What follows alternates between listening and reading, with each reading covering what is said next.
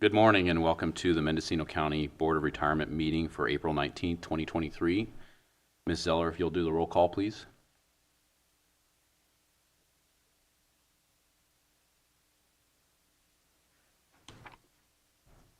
Mr. Jurdy? Here. Ms. Smith? Here. Mr. Cromer? Here. Mr. Shoemaker? Here. Mr. Anderson? Here. Ms. Cubison, Ms. Cavanis, and Ms. Harris are all absent today. All right, the next item is the Pledge of Allegiance. Trustee Smith, would you lead us?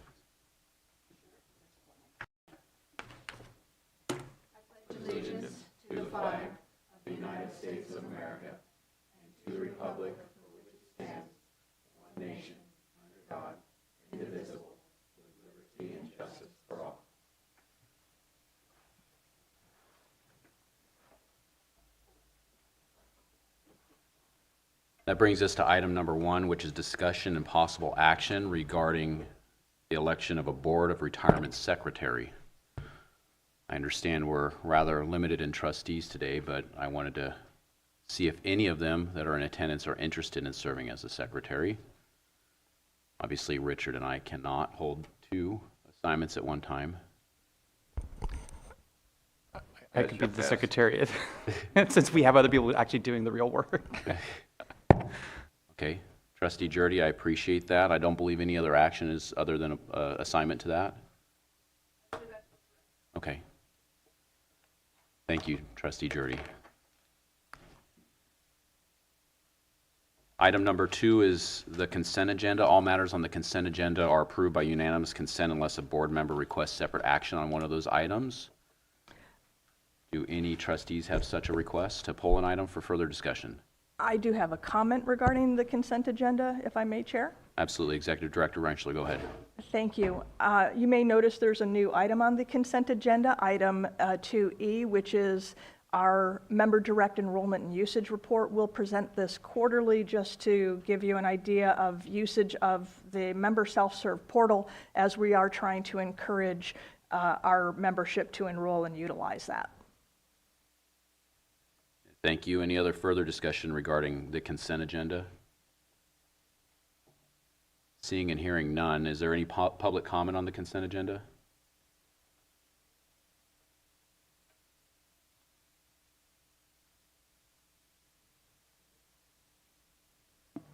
There is no public comment at this time.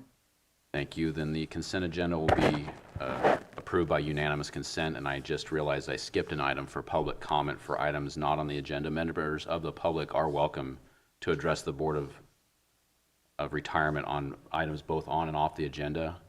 I'm not seeing any requests in person here. Do we have anybody online that would like to address us on items not on the agenda? There is no additional public comment. Thank you. We're going to handle items a little bit out of order here, and I'm going to call item number 5, which is discussion and possible action regarding the County of Employees Retirement Law, Article 8.4 regarding community property. I'd like to call on Executive Director Rentschler to present that item. Thank you. Did you want to ask for public comment first, or shall I give a summary of the piece? If you can give a summary, I think we can move into that after. Thank you. This item is actually being brought back. It was originally brought forth at Trustee Jurdy's, not Trustee Jurdy, my apologies, Trustee Cromer's request, and the board received an overview back in 2020 regarding this. In order to make a decision on whether or not to move forward with requesting the Board of Supervisors take action to adopt this section of the code, there were numerous items that needed to be analyzed and reviewed. This memo provides recommendations on different aspects and decisions that would be necessary in order to move forward with implementation should the board allow that. So if you have any questions about it, I'm happy to answer any questions at any time.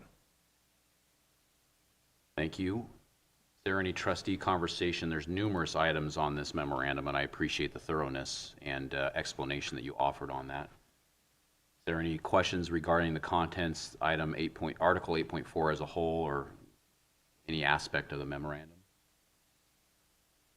Trustee Anderson?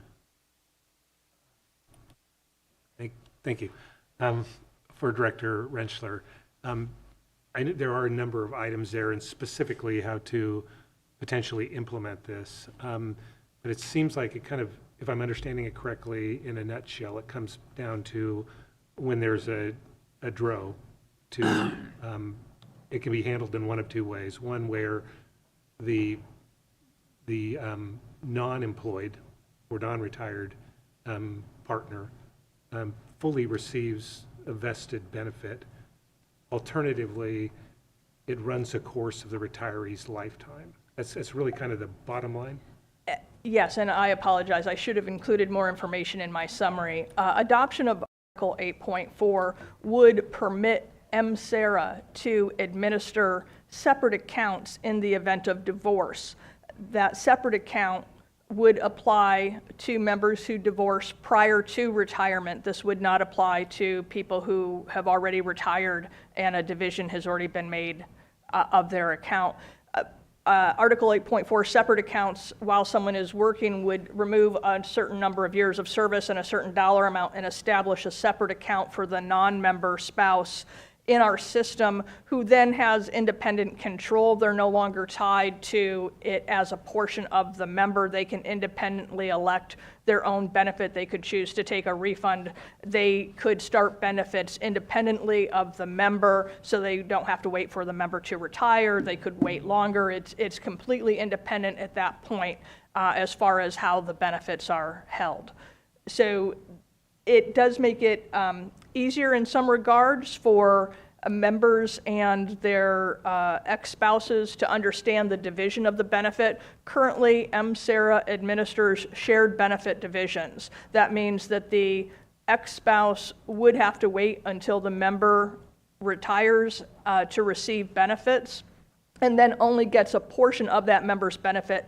The non-member ex-spouse's benefit ends with the death of our member. Under the separate account provision, because they are truly independent and the cost is calculated independently, that would be a lifetime benefit should that non-member spouse retire and draw a monthly benefit from us based on the service assigned. And for further clarification, that ex-member's lifetime benefit does not have a survivorship benefit included with the beneficiary that they could name?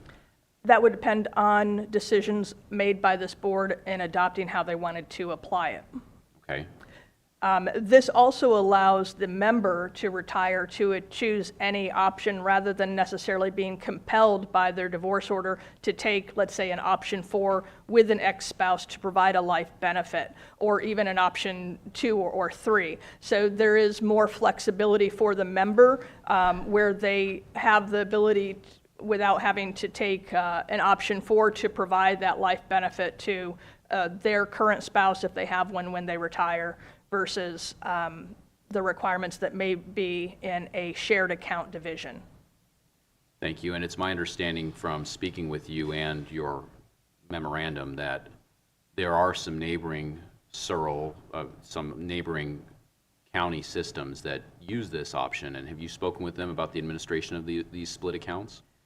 I did find about 7 CERL systems using the separate account option. One of them is Sonoma. I spoke with the about the implementation of separate accounts with the folks in Sonoma who had adopted it a few years ago. The majority of systems that use it adopted it many years ago, and there's a variety of different ways that they administer benefits to the non-member spouse that are outlined in my memo as far as decisions the board would need to make should we actually end up implementing this provision. Of course, as I mentioned, this does not apply to anybody who has already retired. So if someone is already retired or divorces after retirement, separate account administration is not an option.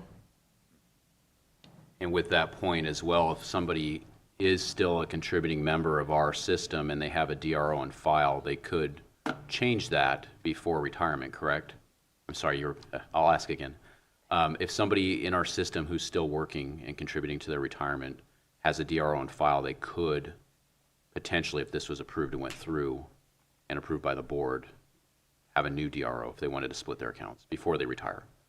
Most domestic relation orders indicate that they remain under the jurisdiction of the court and they can be amended. So they could go back and file for a new DRO using the split account provision to replace a previous DRO that used the standard shared benefit division. And as long as that member has not yet retired, certainly that would be an option. Thank you. Trustee Jurdy?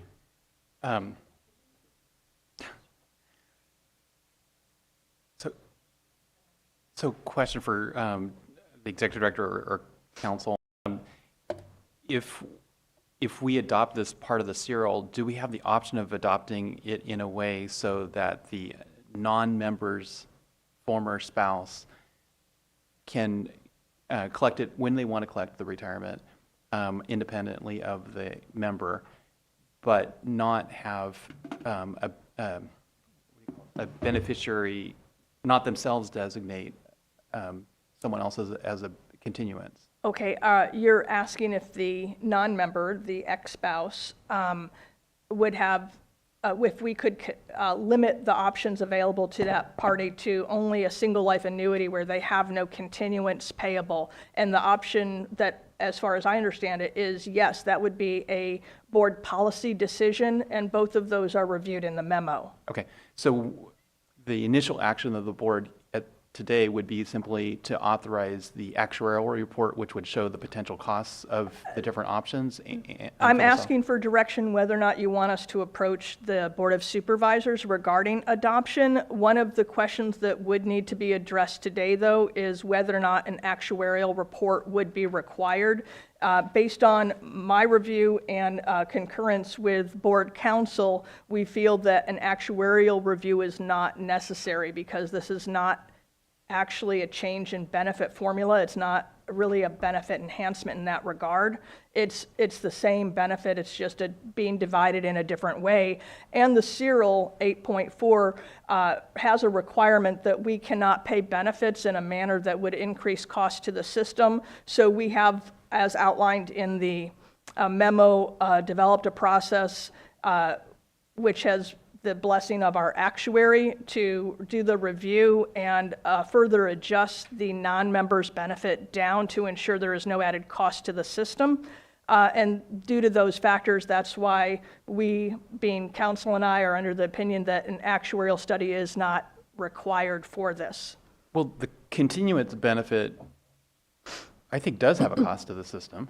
And when you go from one potential continuant, you know, the partner of the member, to now the partner of the member and the ex-spouse of the member, we're now going from, we're increasing the odds that someone in the group might live to be 95, for example. So in the memo, I do indicate that if the non-member spouse elects the unmodified benefit allowance, that benefit allowance pays solely for the non-member's lifetime. There is no default 60% continuance because that continuance is paid by the employer and the non-member spouse was never an employee. The optional allowances, options 2, 3, and 4, require that the person receiving the benefit who opts to take a continuance take a reduced benefit in order to pay for that potential continuance. And therefore, the cost is being paid by the non-member should they elect a benefit option that provides a continuance. With that, there is additional information in there regarding a cost that we would incur to modify part of the programming to calculate the cost of continuances. We currently do not consider the effect of the COLA benefit, and if we were to permit the non-member spouse to select a benefit that had a continuance, we would only do so if we modified the calculation of the reduction factor to include the cost of the COLA, and that's outlined in the article, in the memo. Okay. So I know in theory we reduce the payment if someone selects the continuance. However, when I've looked at our pension gold or whatever, it shows there's like option 1 and option 2. one of the options with the continuance seems to have actually an increase in the payment to the beneficiary. Option 1 is a lump sum refund of remaining contributions. So the reduction to the member is very, very small, and then the annuity portion is deducted from what the member's contribution total was prior to retirement to get the lump sum payable, if any. Option 2 and option 3 have life continuances in a default or in a code specified amounts of either 50% of the member's benefit or 100% of the member's benefit. So the benefit to the person receiving the continuance is tied to the reduced amount the member would receive. So the member takes a smaller benefit in order to provide a continuance. There's a greater reduction in the payment to the member with a larger continuance. Yeah. So I think it's theoretical that that there is no cost to the system. I don't personally believe there is no cost to the system. I think the formula has been written in a way that it's for the benefit of the member, not that it's cost neutral to the system. According to the actuaries, it's cost neutral to the system. Now, that does not mean there are not individual cases where there is a cost to the system and other instances where there is actually an actuarial gain to the system based on the fact that a beneficiary dies before the member and there's no continuance payable. In aggregate, the actuary says that this is designed to be cost neutral. Now, we would be looking at the present value cost of the benefit payable to the member and the present value cost of the benefit to the non-member spouse to determine if there is a reduction in the amount of benefit to the non-member spouse because of the requirement in the law that caps the amount that we can pay, so there is no added cost to the system. Well, if the actuarial was always right, we would have no unfunded liability. Well, the actuary would tell you that as long as you meet your actuarial assumptions, but we know that that is never, ever going to happen. So yes, we have to deal with real life. You can certainly, per policy, to decide that if you want to advance this, and the Board of Supervisors does adopt this section, to have a policy decision that would only allow the non-member spouse to elect the unmodified benefit with no continuance. So personally, that's what I would support because I feel like that would guarantee no added risk to the system. And if that was the ambition and direction, the non-member spouse, if survives their spouse, that's confusing, would only get what remains of their contributions if there was a payout, right, if they passed? I don't know if I asked that correctly. So with the unmodified option, if there is no continuance payable and the member has not received a total of benefit payments that equal their account balance, we do make a lump sum payment of the remaining contribution to the member's beneficiary. Let's say they didn't have a qualifying spouse for the continuance but had a child. If there was any value remaining there, and again, that's a policy point, my provision would be that, yes, the remaining contribution should be refunded to the beneficiary of the non-member spouse in the event that they died before receiving benefits that totaled the amount of their contribution balance. Yes, there would be no cost to the system for that. thank you, and you said it much better than I did.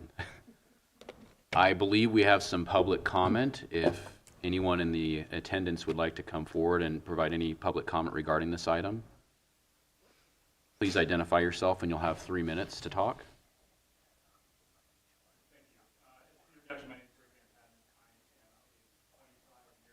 Contributing member to the retirement system, and I do anticipate to be contributing at least for 6 more years. I'm here today to put a name and a face to this agenda item, and I want to thank you for the very comprehensive conversation that's already, or dialogue that's already existed on this matter. I want to thank the chair for allowing me to have his ear over the last couple of years, and for the executive director for her tireless and diligent work in regards to this respect. 7 years ago, my ex-wife and myself began this process of divorce, and this is the last remaining item to be resolved in regards to that. 7 years of constant conversations with attorneys involved to come up what would be the best resolution to a combined account. And I could tell you it's taken a lot of mental stress on myself and her. There is no clear and decisive manner in which to make this a good resolution for both of us. At this point, the executive director did say, compelling. I am, in essence, as the member, the majority contributing member of this account, to be compelled to option 4, which does provide and will provide my ex-spouse with a continuing lifetime benefit, with obviously decreased benefits to myself, but there will be an offset in that regard that can be made within the DRO until the time that she were to become deceased. If she predeceases me, which then means that I will suffer, a decreased amount of benefits. To me, the common sense deduction of how to handle this situation with California saying community property interest is to split both the accounts. This would mean that we can resolve this matter within, the exact moment, as opposed to having constant conversations between attorneys to draft a DRO that most likely will be redrafted by the time I retire. Because in July 2020, if I'm not mistaken, option 4 was brought as part of one of the options. So therefore, if we had a DRO in place, we would have to redraft it for the option 4. And if you guys, as a board, decide to eliminate the option 4 later on, we'd have to redraft again. And that's thousands of dollars in attorney's fees, just the drafting of the DRO. And $365 an hour is what the attorney's fees are. And it's $35 every email that's exchanged. So I think for the safety and the welfare, for the mental health of your contributing members, who again are the majority contributing, especially in my case, which will be well over 20 years, is to go ahead and I would ask that you bifurcate the accounts, because I think it's the easiest for not only the member but the non-contributing member, and really staff that has to continue to deal with these DROs and the constant calculations of figuring out, again, what is the best resolution for the spouse and the ex-spouse to come to an agreement as far as how to move forward with attorneys involved. I thank you again for the opportunity to speak on this matter. This is a significant situation. I am a name and face, just one, but there are many within this retirement system that I'm aware of, and this will be a constant, reoccurring theme with divorces that continue within the retirement system, inevitably. And again, I respect and I thank you for this agenda item and for your careful consideration into reaching a resolution on it. Thank you. Thank you. I'm not seeing any other members of the public in attendance. Is there any public comment online, Ms. Seller? There is no public comment. How about further trustee conversations regarding this item? Yes, go ahead. Figure that out. Agreeing with Mr. Van Patten, I too think, from personal reasons, that having those accounts separate so that each of the members, the member and the ex-spouse, can make their own decisions on what they need to do with their investment. I would recommend that we look further into this and move a step further. I would like to see that happen. I believe that this is just a direction item, and council can correct me if I'm wrong, but it would just be direction for me to draft an item to go to the Board of Supervisors requesting their consideration of adopting this item. Additionally, whether now or at a future meeting, we would want, or I would want direction on the different questions specified in the cover memo, and if you want to adopt the recommendation that I put forward, or if you want to modify those recommendations in any way. There were probably 4 questions specifically to address. I realize it was a rather long memo. It was 7 pages probably. But if you had any questions regarding any of the specific recommendations, I'm happy to answer those. Obviously, Trustee Jurdy and I discussed one of the various questions in place, but I do believe there was a couple items that Trustee Jurdy touched on, and one was the actuarial, which it's not either of your belief that we need to have actuarial study required. Is there any trustee in attendance that disagrees with that recommendation or feels otherwise? Okay. The other one was the continuance of benefits to the non-member spouse, which I believe Trustee Jurdy expressed his concerns regarding that and the potential cost to our system, which I understand and appreciate. Is there any other conversation regarding that item?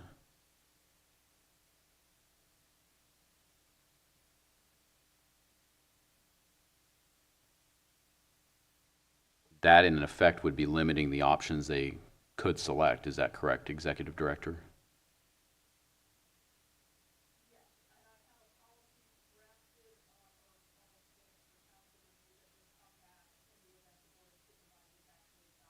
Would spell out that we would be limiting the member to only the unmodified option. They would not have a choice of selecting any other option provided in the code, and that the unmodified option has no continuance. The default continuance in the law does not apply to the non-member spouse in these cases.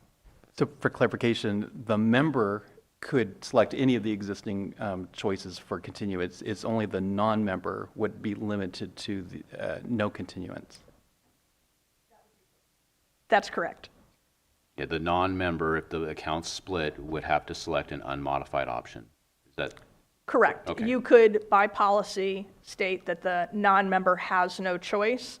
Their only option under the plan is receipt of the unmodified option, or of course, a refund of contribution should they wish a lump sum payment in lieu. And I believe there was one association that has adopted a similar policy, is that correct? That you'd reviewed? Yes, I do not recall, but there are some systems that do administer separate accounts where they do limit the non-member to only the unmodified option with no continuance, as discussed here. There are also systems that limit the unmodified to not having a continuance, but do allow the non-member to select from one of the optional allowances because they do pay for it in the form of a reduced benefit. And that would be the mechanism in which the non-member could provide a continuance. So it's really up to the board on what they would like to provide in their policy for the administration of the accounts. The Board of Supervisors you're referring to? Well, part of these would be certainly recommendations that we would want to have already decided, so we can include that information for the Board of Supervisors. And some of them might be smaller ministerial things that could be at a policy level of our board, but this certainly is a significant one, and I would want to be able to include this explanation in the materials to the Board of Supervisors. Okay, and I'm trying to go through your memo to make sure you get proper direction. Item 2, bullet point 2 was, does the refund of remaining contributions apply to the unmodified benefit option of the non-member? Did we answer that or give proper direction? It is my opinion, certainly, that it does, but again, there are differences between the way the CERL systems are administered. I gave my analysis of it and why I believe the recommendation should be that it would apply. It certainly would apply in the event the non-member died before starting to receive benefits. Their account would be paid out. This would be consistent with how we treat other members in our plan, so in the interest of fairness and ease of administration, we would be treating it the same way we handle all of the other situations of a similar nature. I support number 2. Okay. Item 3 is, can the non-member designate more than one beneficiary? We've already answered that. Well, this would be more than one beneficiary in the event that they died prior to retirement, or if they retired, but there would be a potential lump sum payable because they died prior to receiving very much in benefits. There's been a discussion on whether or not the use of the term beneficiary singular prohibits them from naming more than one beneficiary. The CERL uses beneficiary singular and sometimes beneficiary plural rather at random, and we do not limit our members to selection of only one beneficiary to be consistent and not require separate forms for this specific instance. I would say that administratively it makes sense to allow them to name more than one beneficiary for any remaining lump sum payment due. I totally agree. Yeah. Okay. Any other thoughts on that item? Okay. Item 4 is, which method should be used to determine compliance with the CERL limitations regarding disability benefits? It's a two-prong test. There's a restriction on disability benefits and then a restriction in total combined benefits when it's not a disability benefit. I offered 3 different tests. One of them is specifically for use on the disability benefit because the way the CERL specifies that it be the combined total of monthly payments. But for service retirement benefits, we would use the present value test to ensure that there is no subsidy by the system. Any questions or comments regarding that item? It looks like the recommendation, like Executive Director said, was use the total monthly benefits test to evaluate disability benefits because it's prescribed by code, and have staff use the present value dollar method to evaluate a service retirement benefit. Go ahead.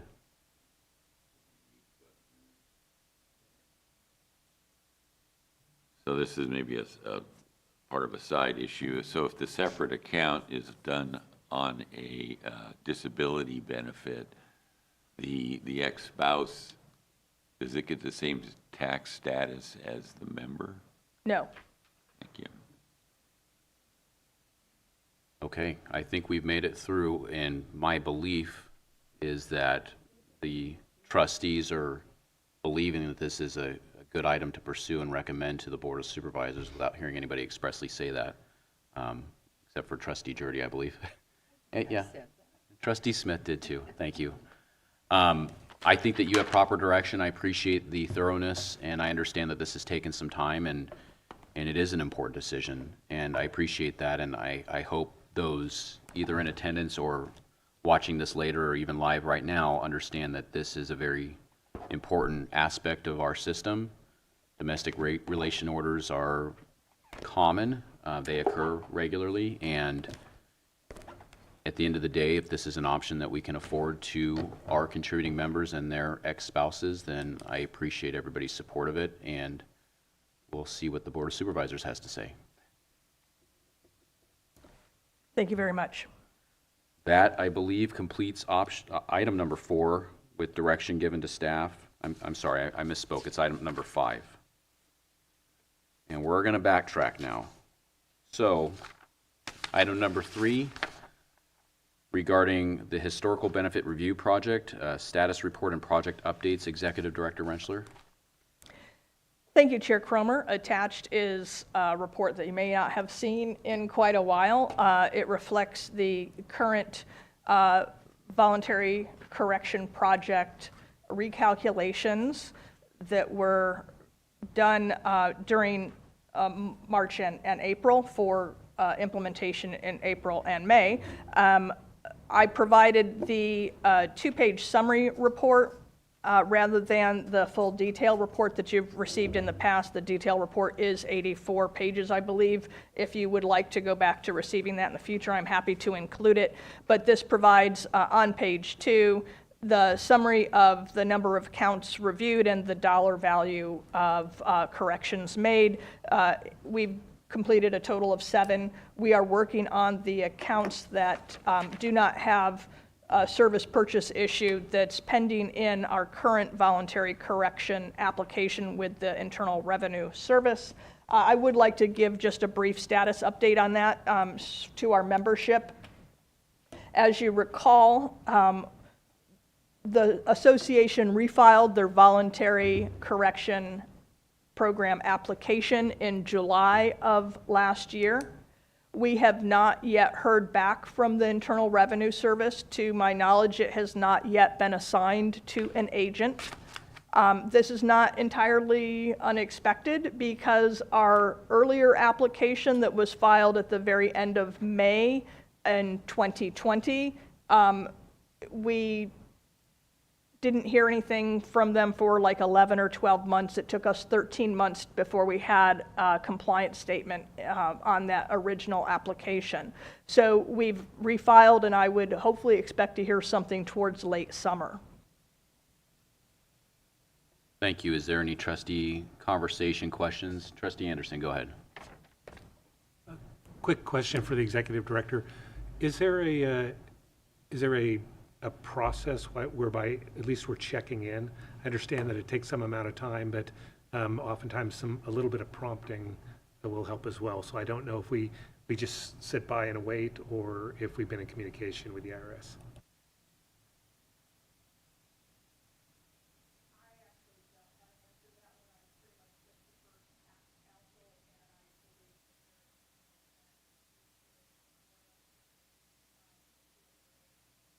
I'm sorry, I think I was muted. Tax counsel has not indicated that they've made any outreach to the IRS to find the current status. I think because the IRS has been short-staffed, and that their opinion is we should just wait and let them take it, because they take them in the order filed. They don't take them out of order. So I'm not sure that contacting them would result in any way to get any faster action. The IRS is going to act in the time frame in which they can act. So,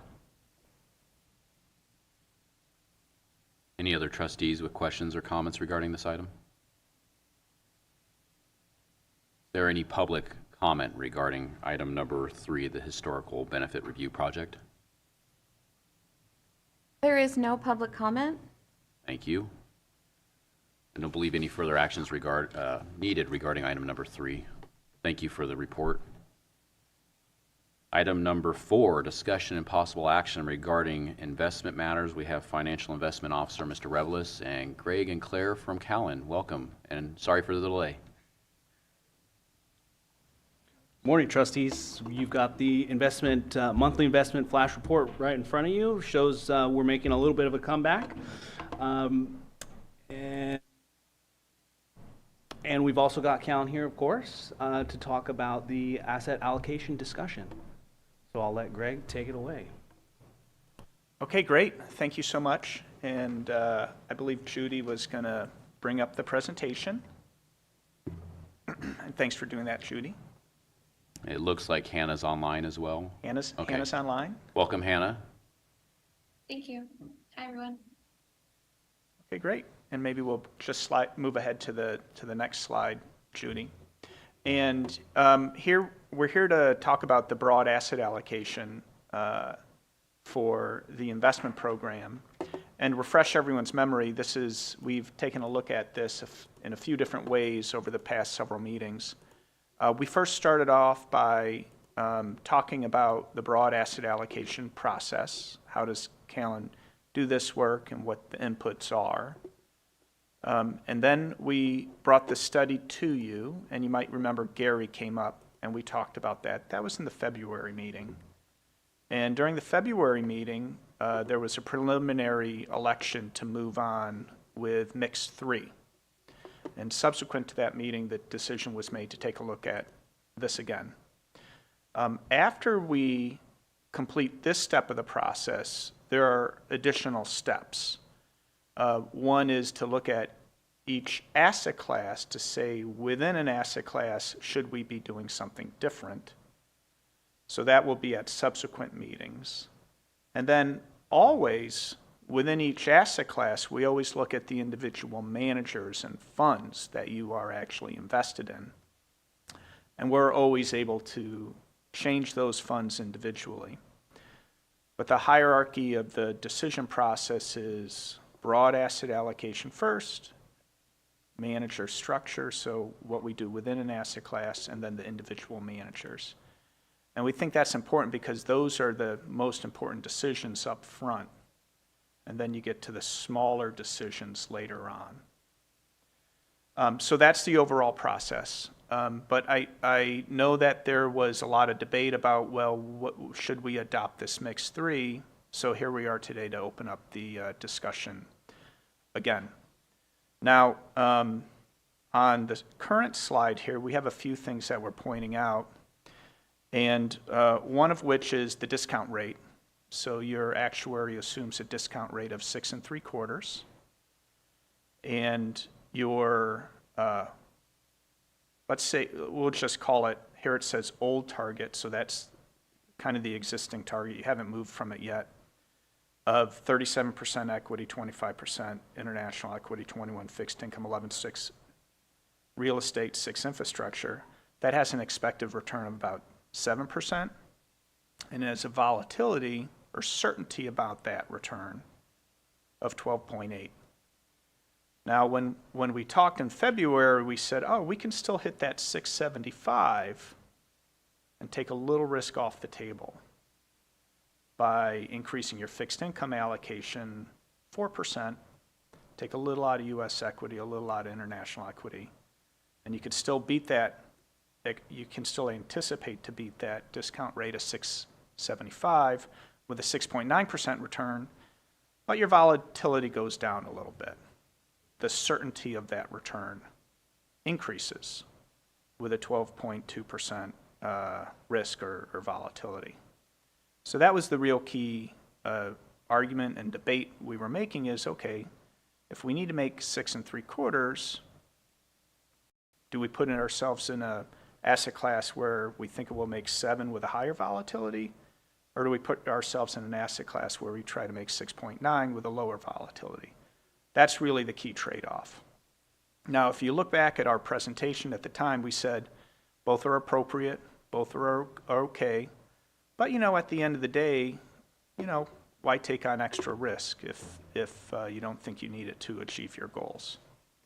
We also pointed out that you have a plan right now to get to a well-funded status over 10 years, and that's heavily dependent on contributions, and you're sticking with your contribution policy. And that drives a lot of the outcome here more than the asset allocation itself. And we think that's a great thing over the long run. So that's the framing of the discussion we have today. And I'll defer a second because I think Executive Director Rentschler. I had to find my mute button, sorry. That's okay. My apologies, Chair Cromer and Board, thank you. I did want to make a clarification. After the February meeting, staff did start implementing the transition from the old target Model 4 to the new target Model 3. But when there was discussion about wanting to potentially reconsider this item, we stopped that during March and did not complete the process. But part of it has actually occurred. Thank you for that clarification. Yeah, thank you. So I'm going to move ahead a slide.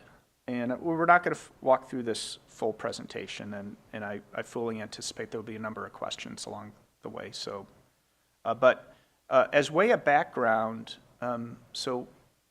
why did Callan come up with this observation that you could have a similar achieved return before with lower risk?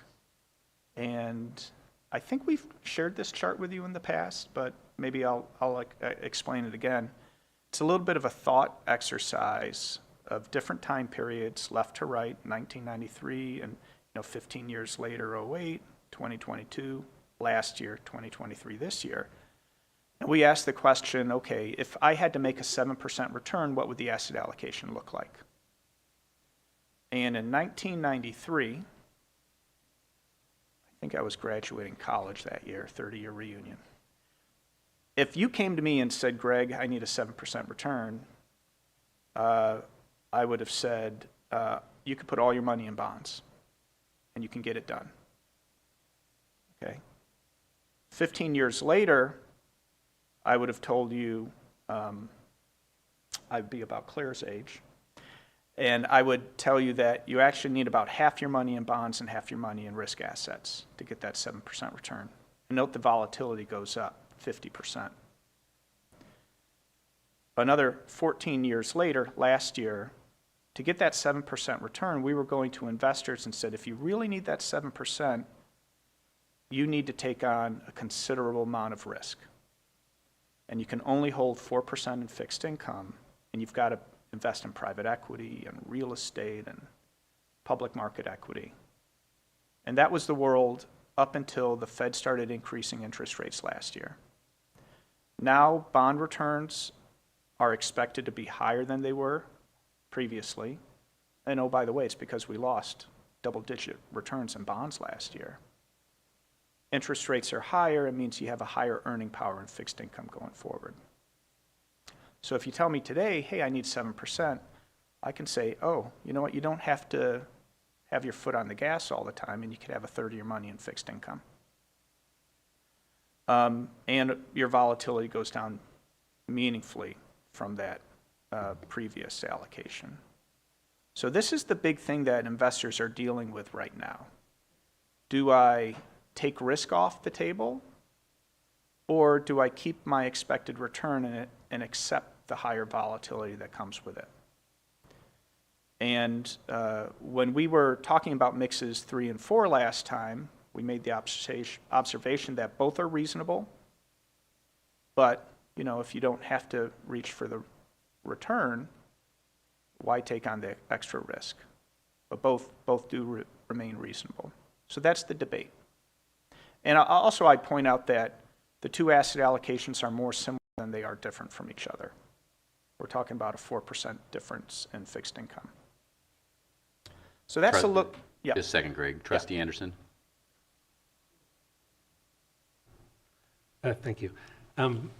Greg and Claire, this was one of the areas that I had a question about last meeting, and why I supported reconsideration. And actually, for me, supporting reconsideration was narrowed to what we had versus where we went to. It wasn't going beyond those parameters. So as a fiduciary, I really respect the role of Callan and respect the fact that we do our due diligence in selecting you, and we need to listen very carefully to what you have to say.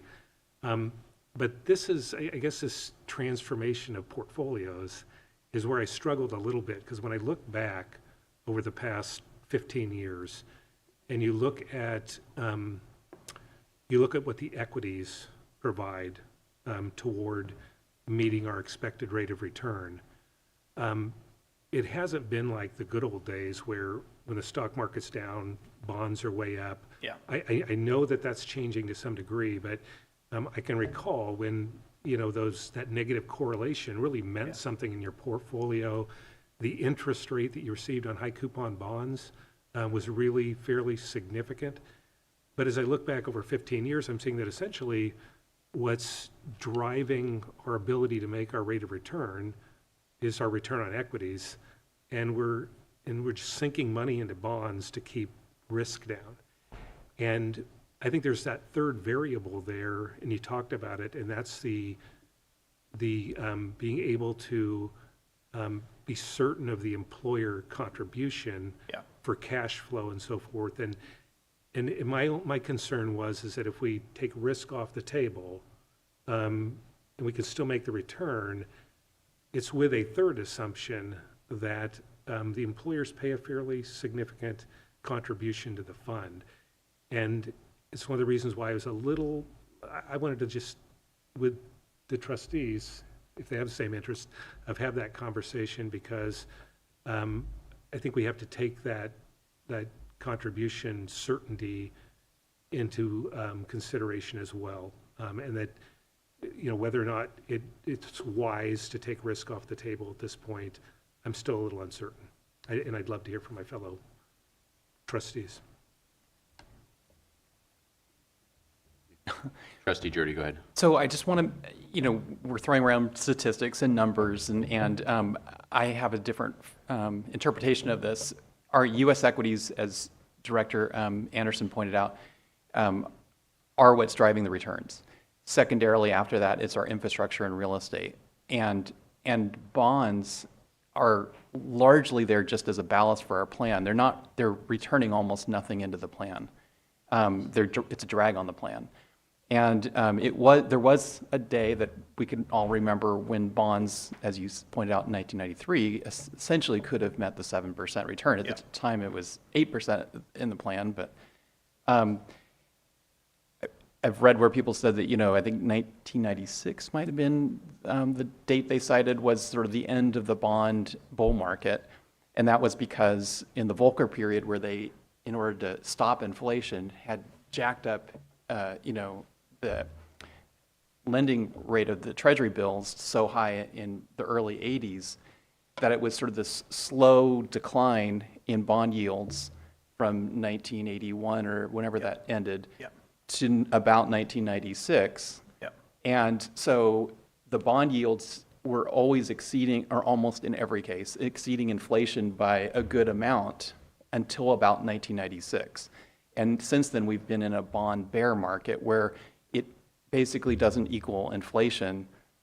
You're lucky to capture inflation plus maybe 1%, and that some people would argue until bonds are yielding at least 2% above inflation consistently and predictably, they're not really an investment return.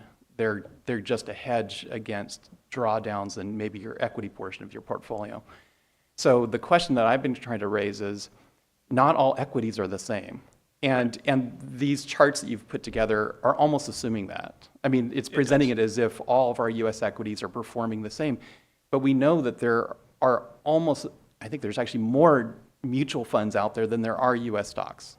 Correct. There used to be, correct. So there's a reason why there are so many different mutual fund portfolios to choose from, because people have different objectives for their total portfolio. And so people are picking, someone might pick 4 different mutual funds to create their total portfolio. Maybe they have bonds in that too, maybe they don't, because they have different goals for their mutual funds.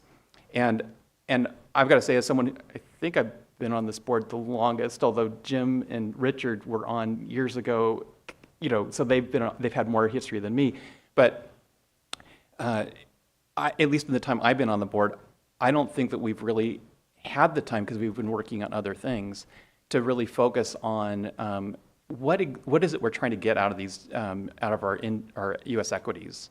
Yeah. And so the concept I was trying to interject is, if our goal is to reduce volatility and drawdown, there are mutual funds of U.S. equities that have a long history of having less volatility and lower drawdowns in down markets than either the total stock market or the S&P 500. Now, I realize for the target that you've laid out here, your benchmark isn't the S&P 500, it's the total stock market, Russell 3000. But we don't actually own the Russell 3000. We have, I think it's over about 64%, 62% of our portfolio is S&P 500 index, and then what we've got is 4 or 5 different actively managed Small cap. small, medium cap, other mutual funds that make up our U.S. equity. So we kind of sort of have the total stock market, but not really, because if we just wanted the total stock market, we would just pick the total stock market index fund at probably fees of about 2 basis points. We wouldn't be paying 90 basis points or whatever we're paying for those 4 or 5 different actively managed funds, because we're trying to beat the total stock market by selecting those mid and small cap actively managed funds. But what I was pointing out is, when you look at Portfolio Visualizer, which is an amazing website that shows performance of mutual funds or stocks going back many years, and my memo from last month went back 29 years with those funds, showed that of the 5 funds, 1 had slightly less volatility and lower drawdowns than the S&P 500.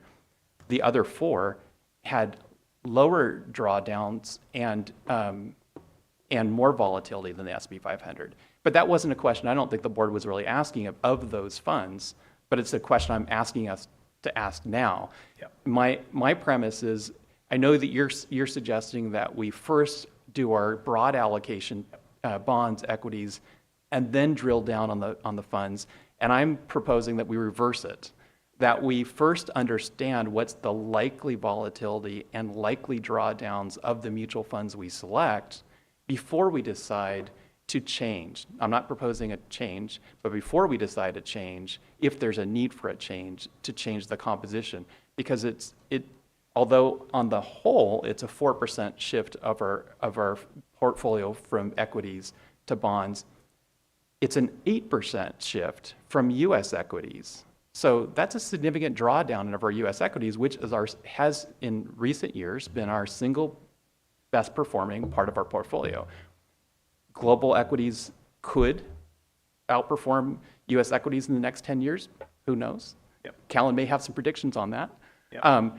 But it hasn't in the last 2 decades. And again, infrastructure and real estate has been a goal of this board, with your advice, to try to diversify, because we have seen that fixed income is barely producing anything.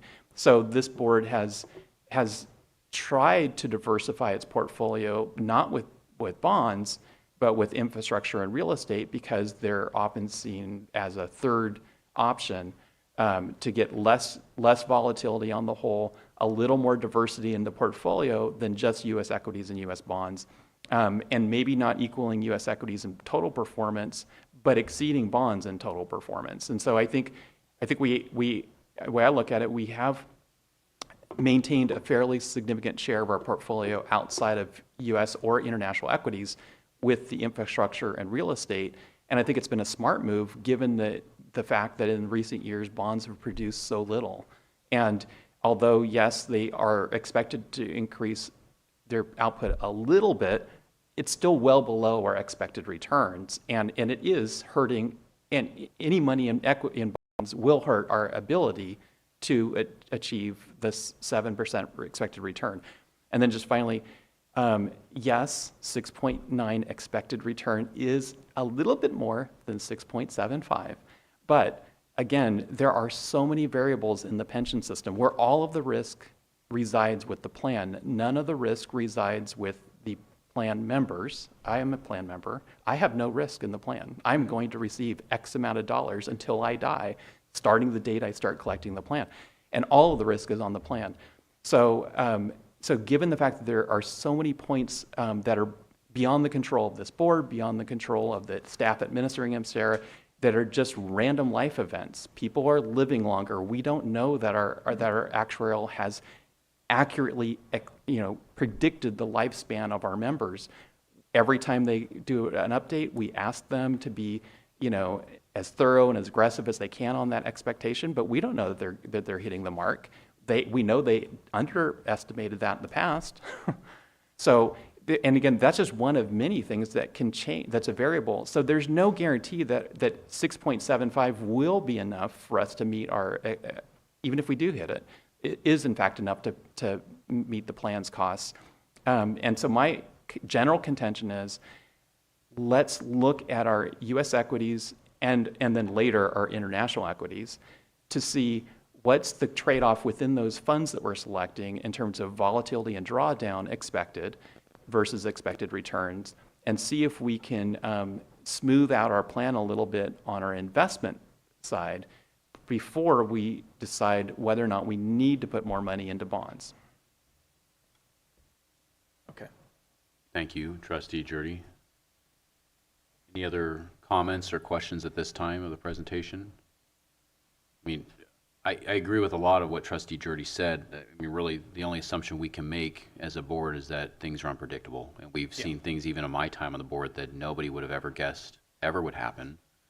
And it makes me very thankful that we had done some of these things before those major events occurred, like infrastructure. And we added infrastructure for a very intentional reason, and I feel like it's doing what we intended and hoped it would do.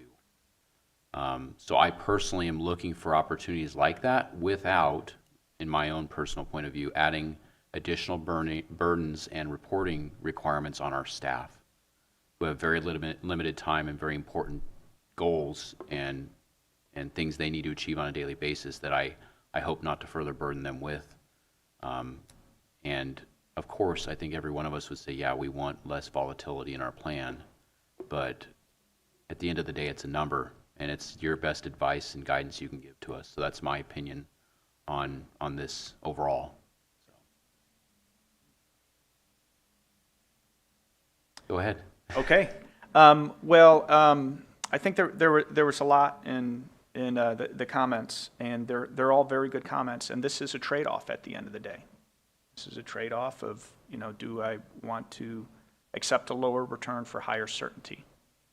And having the higher certainty and pattern of returns, there's some benefits to it and the stability of what you think you might need to contribute, but there's a cost, and the amount that you expect to contribute goes up. And so that is the key trade-off, and that's the heavy burden that you all bear. And I can just bring you the numbers and tell you what we think. And then at the end of the day, it's your judgment to make that call. And fixed income, we do expect fixed income to produce a positive real return going forward. we expect equities to produce a positive real return going forward. And the role of fixed income is to dampen the overall volatility while achieving a positive real rate of return over a long time horizon. And we do expect that fixed income will be able to do that. And that's the key difference now than what we've seen over the past 5 years, 10 years, is that the earning power for bonds right now is higher, and it's very measurable than it was in the most recent past. We typically do start with asset allocation first, and then move to manager, what we call manager structure. So, should we have low volatility equity? Something like that. We typically do that first because the correlations between normal equity and low vol equity is still 0.9. They're still the same thing. It's the same house with different paint on it.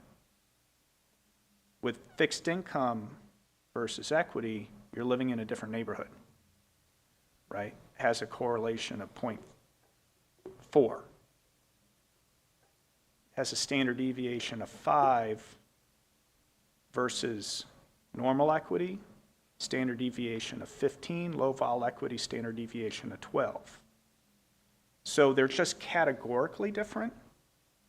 So the diversification benefits are just so much more if you tweak your equity portfolio versus you change from one asset class to the other.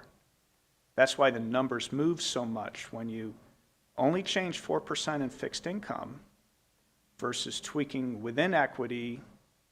It's not going to make as big of a difference as just having more in fixed income versus the same amount in equity. So, Greg, Yeah.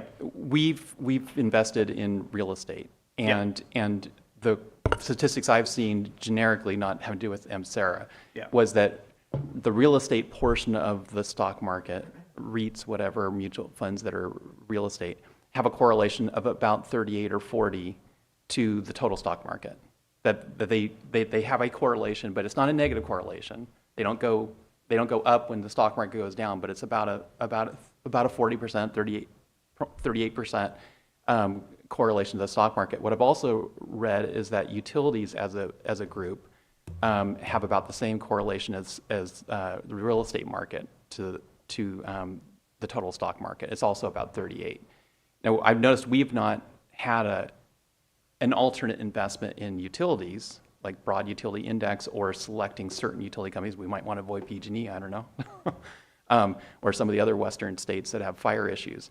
But anyway, I'm just saying that I've seen that some investors are saying REITs, real estate, is a good mix to diversify your portfolio, which we've been doing. But also utilities have almost the same variance from the total stock market as REITs or the real estate market, and therefore some people are also looking at utility companies which don't perform as well over time as the stock market, Right. but they outperform bonds. And just like for that reason, we've gone into real estate, not just bonds. Yeah. So I would just have to look at the data you're alluding to. What I would generally think is that a REIT, a publicly traded stock which invests in real estate, a REIT, has a correlation of 0.8 to 0.9 to the broad market. Private real estate, which you invest in, has a correlation of 0.5 or less. So you invest directly in properties, and that has a much lower correlation than REITs, which are stocks which invest in real estate. Those correlations are generally 0.9-ish. So I would just have to look at that data. I can tell you that the healthcare mutual funds have a correlation over the last 7 years of, I don't have my glasses on, guys, I'm sorry, this says 0.8 to the S&P 500. So they're pretty highly correlated. It's still in the same neighborhood, right? But it looks a little different from each other. But what I think is important is that we can look up at all of this and debate all of this, you know, at a subsequent step in the process. And the question now is, well, you know, how much do I have in stocks and bonds versus what am I doing within the stock portfolio? I will point, if Judy, if you flip to slide 9. Can we hold on 1 second? Yes. Mr. Revlis? Yeah, so I want to try to refocus this conversation a little bit, and I will just say respectfully that it is uncommon for to not take a broad asset allocation review, asset class review before strategy review. So I would disagree with Trustee Jurdy on that point. To that end, when we're thinking about mix 3 and mix 4, what should be driving that thought process, in my view, is our investment beliefs. And that's the reason why the investment beliefs were included at the start of this presentation. There's probably really 3 that jump out in my view. Partially, you know, one point goes to Jim's concern. But broadly looking at these investment beliefs, number 1 is what would mix 3 and mix 4 be towards the impact of our long-term funding? The second question then would be, what is the diversification value that we believe we're going to get between mix 3 and mix 4? Subsequent to that, what sort of returns can we expect with mix 3 to mix 4? Now, Callan has shown us that they expect those returns to be relatively equal. The final concern is really what Trustee Anderson brought up, which is what are the impacts towards to the plan sponsors? And is there going to be a increased impact to the plan sponsors' contributions versus mix 3 and mix 4? So that's how I would think about it. I would,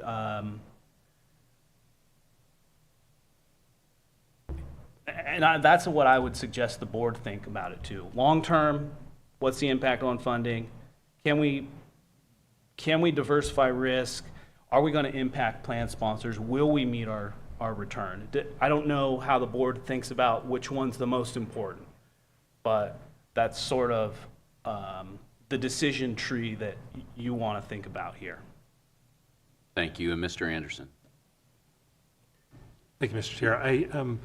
And I don't know if this addresses maybe the comments that you made or Trustee Jurdy, but if we look at if we look at Callan's advice as our financial advisors, we look at industry practices. I wasn't here in February, but if we stayed with the same asset mix that we had previously had, and then began the process as you've recommended of diving into equities, at that point we may find that we make some changes to the equities that we hold within that slice of the pie. And then, if I'm understanding correctly, for our investment policy is that then we would have a 3-year period of the asset allocation that we believe is correct, perhaps a new mix of equities. We don't know until we have that discussion, and to see if that potentially even drives down the variability and the risk, the kind of the combination of those two things. And at that point, then we have some real life investment returns under our belt, and could perhaps make a more informed decision at the next time we do the analysis of the equity investment policy. Thank you. Greg, if you want to call to the slide you tried to. Oh, you know what? I tell you what. I'll just flip through a few slides, and I think I'll get to that one, Judy. But if we go to slide 4, and the investment belief that's in your policy, we do point out that you've got a strong belief in diversification, and this is codified in your policy statement.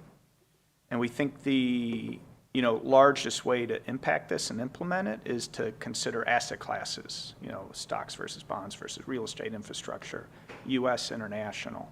Those are the biggest levers for effectuating a change in diversification. Another reason, so diversification is important because of your contribution policy, because of investment risk, but also, frankly, out of uncertainty. And we don't know if the past is going to repeat itself.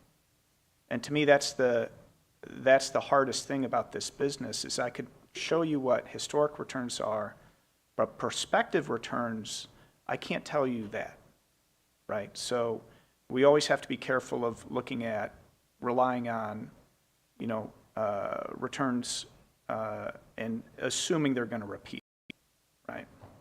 I can tell you what the highest performing stock was. I can tell you what the lowest volatility stock was, but it's harder to do that prospectively. And that's why you just need to stay humble in that assessment. One thing we looked at with slide 5 is, okay, how do you look relative to other plans? And this is looking at other public funds. And one thing we pointed out and we know is that historically we've exhibited a very good return, slightly higher volatility than the average plan, and it's because of asset allocation largely. We historically were very allocated to public markets, and we increased real estate, we added infrastructure at the last time we did this. And so, okay, how do we look now relative to other plans? And here, one thing you'll point out is, so the blue dot is mix 4, triangle is mix 3. And the blue dot has a pretty low fixed income allocation relative to other plans. Okay. I'm okay being different from other plans if we believe it to be right. And then you have a modestly higher equity allocation. Now, none of these dots are like outside of the box. None of these say you are totally different than your peers.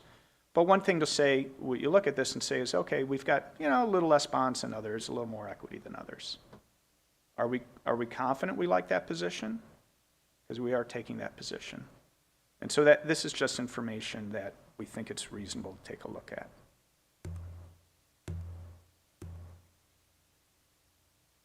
I did want to, maybe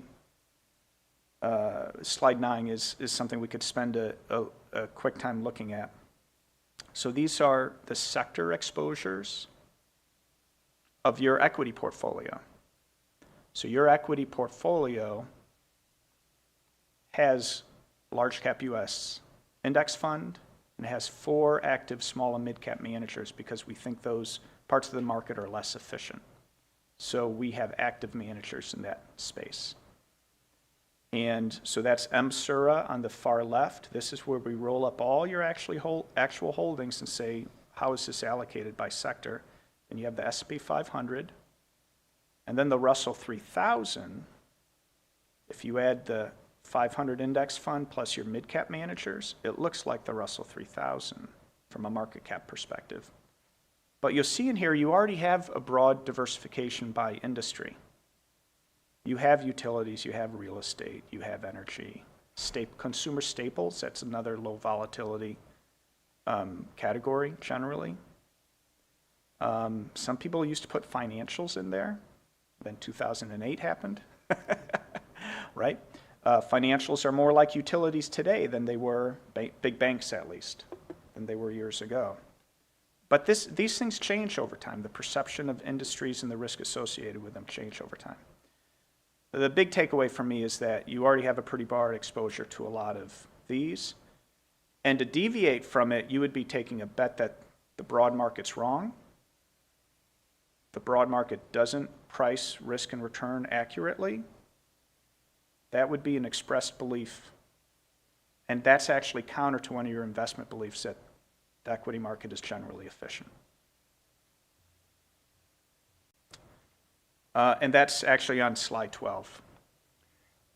So public investments are largely efficient. So if you take a bet against the index, you're expressing a view that you think it's inefficient, that the broad market isn't actually pricing things correctly.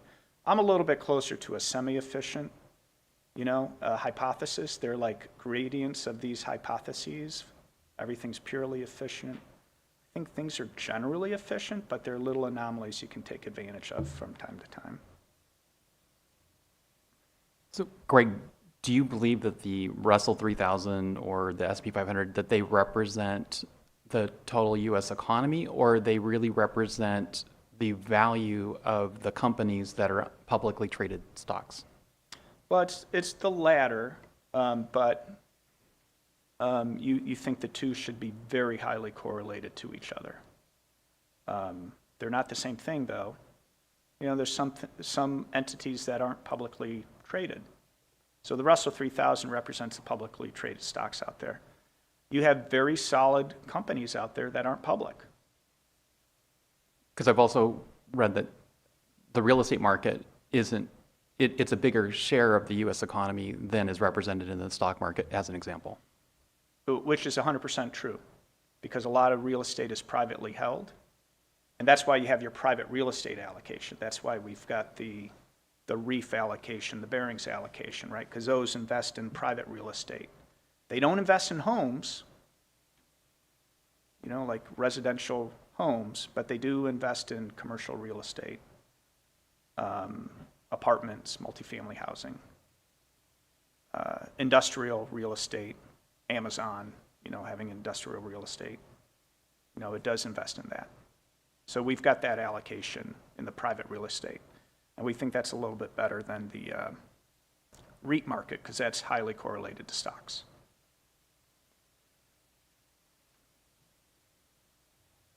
On slide 17,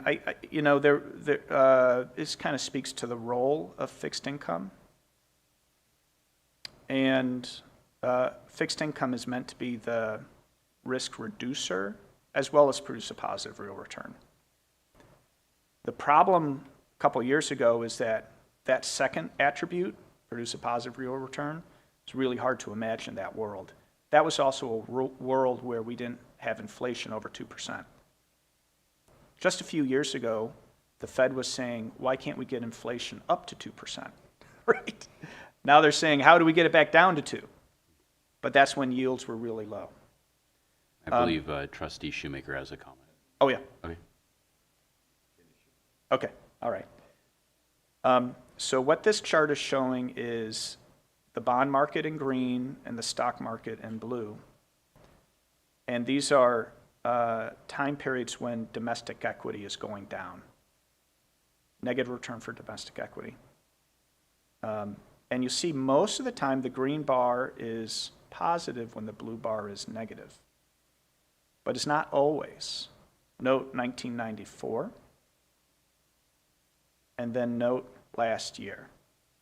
But most of the time, the experience is a negative correlation, right?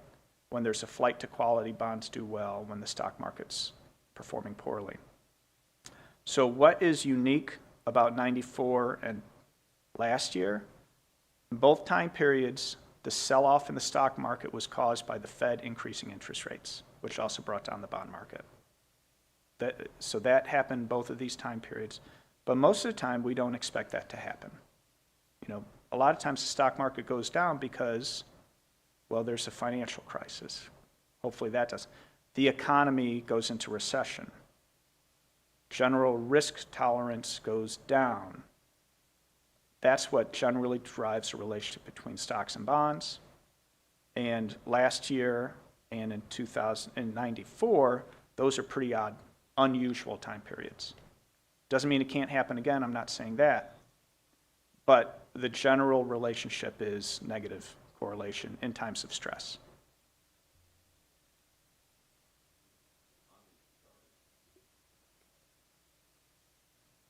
On this chart, I look at the periods that are listed under each one, and they vary from a couple months to a couple years. Yeah.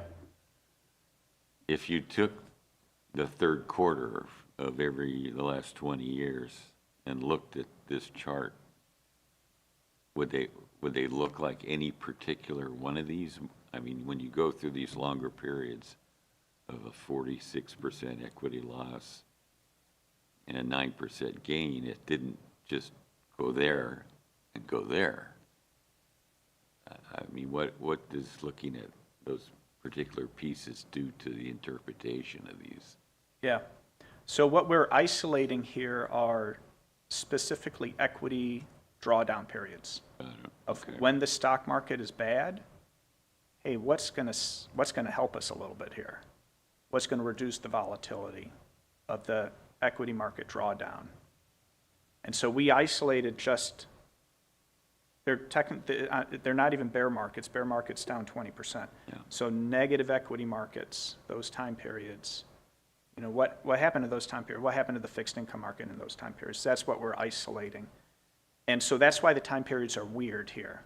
Well- Sometimes the equity market goes down for 2 years, like was the case in the global financial crisis. Sometimes it's down a quarter. So I guess you break it up by blips and trends. Like some of this are blips and some of these are trends. Yeah.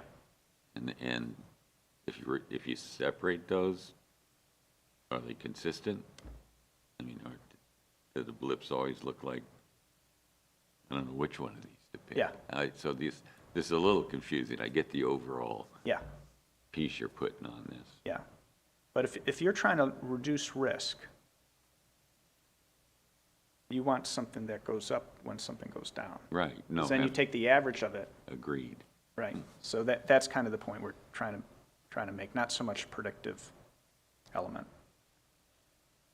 So I'll kind of throw the other comment in I have. You know, Dan and I both have expressed great interest in private housing or housing as an investment. And to me, this idea of setting our big goals, which is what this presentation's about, and then diving into those each of those categories and adjusting. I support some of the stuff that you've talked about with the mutual funds. I don't know if I'd reverse it the other way.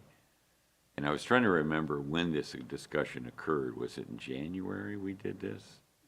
February. Yeah. So I was trying to knock the rust off of the information as you're going through this. And I do remember thinking personally that I would love to see us increase our specifics in real estate, maybe stay more with the old target and take that change and put it into that category, and then you'd be really specific about our intentions of the investment in home construction or apartment construction and so forth. I just want to put that Dan, I support your concepts of diving in again in the inside of these things and maybe pick some different styles within them. But again, I thought we should be bigger in another area. And then my kind of the last comment is my opinion and Dan's opinions are our opinions. And nobody pays us to have those opinions, so it's obvious that Dan spends a lot of time looking at it, and I a little bit, or at least I have a gut reaction to what I think is going to happen. And I think it's tough for us to not take your advice. And so I think we need to think really hard to move off of that. Though I would support our old target if that's the way it went. Yeah. All right, thank you. On a related but not completely the same note, I appreciate that when you come to us as a group, you analyze what other similar boards are doing and you know, in the retirement association world. And I know one that comes up regularly is private equity, and I know it's on this presentation numerous times. I don't know that you've ever given us your outright belief on private equity. I understand that there is a potential for a good return rate, but the standard risk and deviation is through the roof on the studies and the slides I've looked at on this. And that factored with the additional tasks and works from our staff is what concerns me personally as a trustee and a fiduciary of this system. Yeah. But it comes up almost every time we talk about the asset study and the categories and the diversification. So let me ask you, do you think we're missing the boat on private equity? I don't. And in fact, I think you and I were both quoted in the Wall Street Journal on this. I don't know if you all saw that article, which, I think we were quoted as saying, we don't think the association needs it to achieve its goals.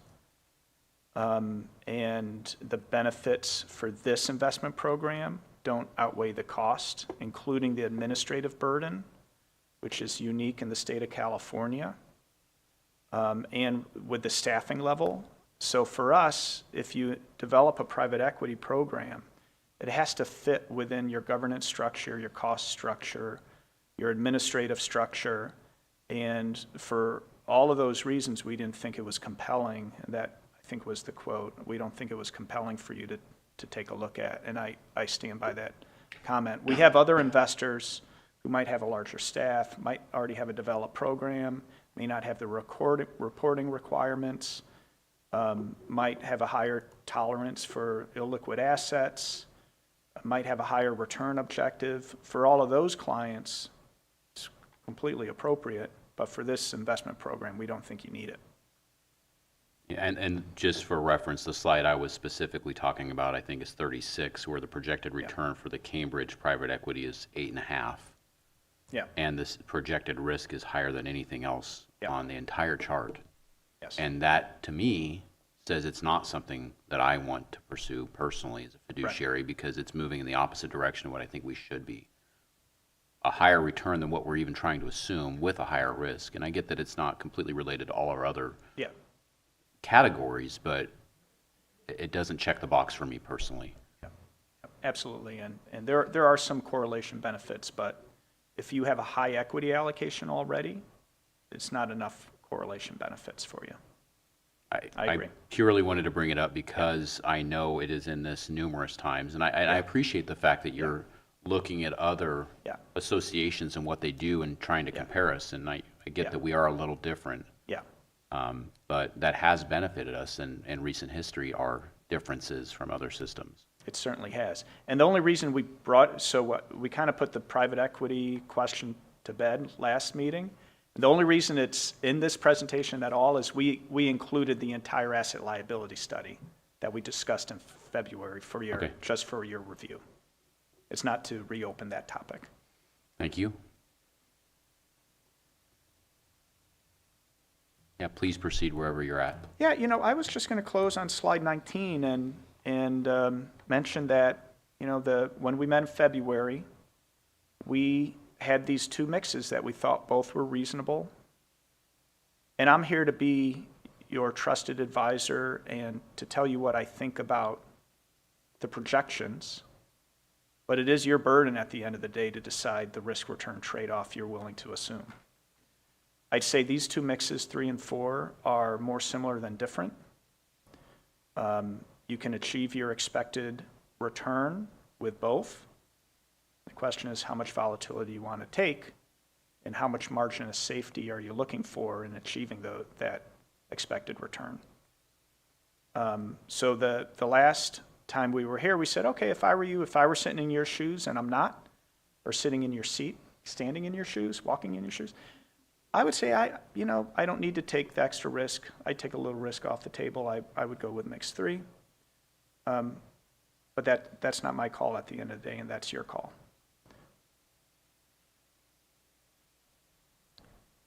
Chair, if I may comment. Yes, please. Thank you. I wanted to say, I believe from a staff perspective, and Robert can correct me if I'm wrong, but staff has no concerns with either mix, 3 or 4. They both seem reasonable for the broad asset allocation selection, and then we can look at the individual components of the different segments of the market. It really is just a choice for the board on how much fixed income versus stocks they would like to go with. We have no concerns remaining with mix 4 or continuing with mix 3. I wanted to let you know that staff had no concerns. Thank you. I think it'd be an appropriate time to see if we have any public comment regarding this item. There is no public comment. Thank you. I would be happy to entertain a motion if there is anyone with one to present. Well, I don't know if we need a motion, but if we do, I would make a motion to stick with mix 4, our current allocation. Our current allocation is mix 3. That's the one that was selected at February. We would be reverting to mix 4, correct, Robert? Okay, I thought we had a motion that was passed unanimously to reconsider, but I guess it's today that we're reconsidering? Okay. So motion would be to, for the board to stay with our, with mix 4. The motion is to move to mix 4, which takes us back to what our allocation was prior to the February action. Thank you for clarification. We have a motion on the floor. Do we have a second?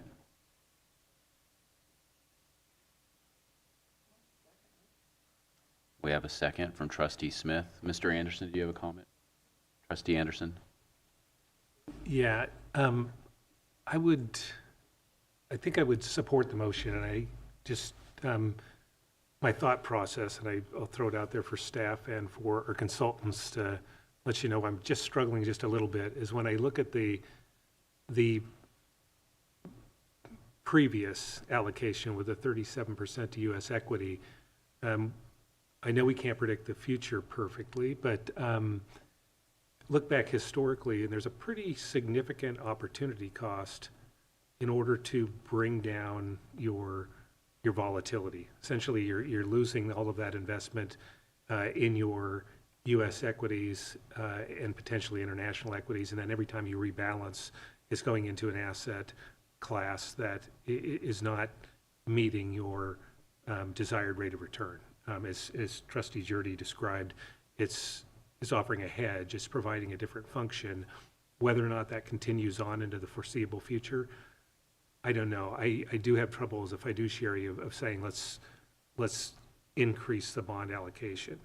Now, that having been said, on mix 3, is that my belief is, and this goes to what Robert has stated, is that if we go with a lower level of risk, that's a lower level of risk to the plan sponsors, because the extent to which we don't hit our actuarial assumptions, hit our return assumptions, and so forth, ultimately what that results in is increased rates and an increased burden on plan sponsors. So I struggle a little bit with shifting, with not taking that risk off of the table, and want to make sure before we vote on this that that's a proper description of kind of the at least two big factors of my choice here. I think there are 2 points I'd like to make regarding that. One is, if I were you, I would look at the total portfolio, expected return and risk, and not individual pieces. Harry Markowitz got a Nobel Prize for talking about portfolio theory and how you put pieces together to make the total better. And that's really what you're trying to do. So if I were you, I'd try to divorce as much as possible. I'm taking a high return and putting in a low return, and because it's return, risk, and correlation are the 3 that you're trying to put together. So if I were you, don't think I'm taking money out of small cap growth, which is the highest performing little tiny piece of the market, and putting in somewhere else that hasn't performed as well. So I would caution you on approaching it that way. Look at the total portfolio. That's what you're building. And then the other thing is, if you're trying to reduce risk in the portfolio, changing the way you invest within equity is really going to be a marginal change at the total portfolio level. So what I kind of feel like once we do the manager structure work where we look within equity, like changing what you're doing in there will only change expected volatility of equity very marginally relative to putting money in stocks versus bonds. Okay. Is there any other discussion from trustees?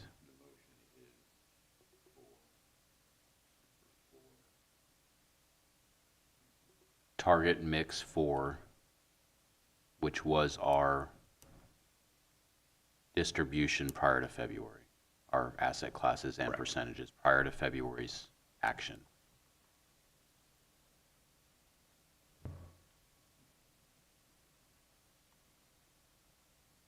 Seeing no further discussion, if we could take a roll call vote, please. Mr. Jurdy? Yes. Ms. Smith? Aye. Mr. Cromer? Aye. Mr. Shoemaker? Mr. Anderson? Yes. Approved. That takes care of item number 4. Is there any other information that we missed to cover under those items? I think we had the monthly investment report and the portfolio structure discussion. I think it'd probably be an appropriate time to take a break for staff. It is 10:13. If we could take a 10-minute break and be back by 10:23.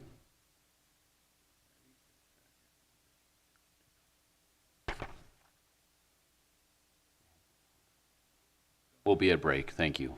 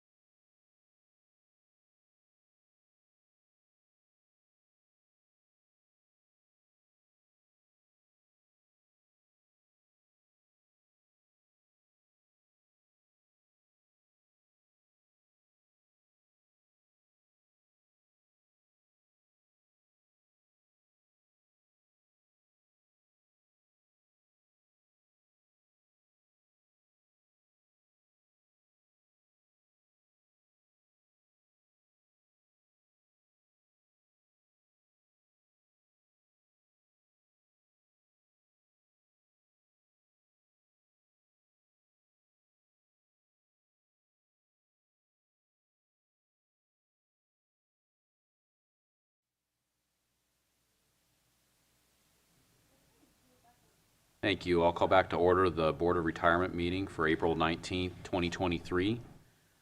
Going to call item number 7 at this time, which is slightly out of order. Discussion and possible action regarding the agreement with Callan LLC for investment consultant services. Executive Director Rentschler.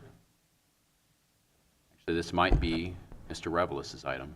Yes, thank you, Chair. I'm going to turn that over to Mr. Revelis, sorry. Well, however I pronounce your name.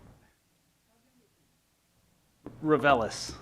I'll try. You could just say it normal. Yeah, yeah. I think I'm the main offender there. Go ahead. That's all right. Trustees, you have before you an option for discussion about extension of services for Callan.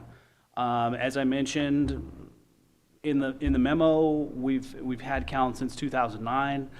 They've done a great job of providing services and support. We need to potentially extend that contract, so that's what we've brought before you here today.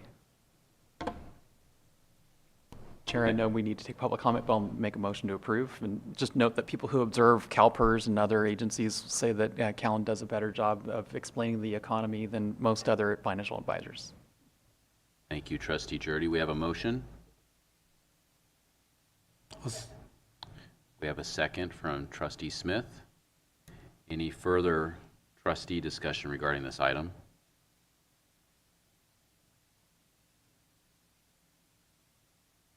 Trustee Shoemaker.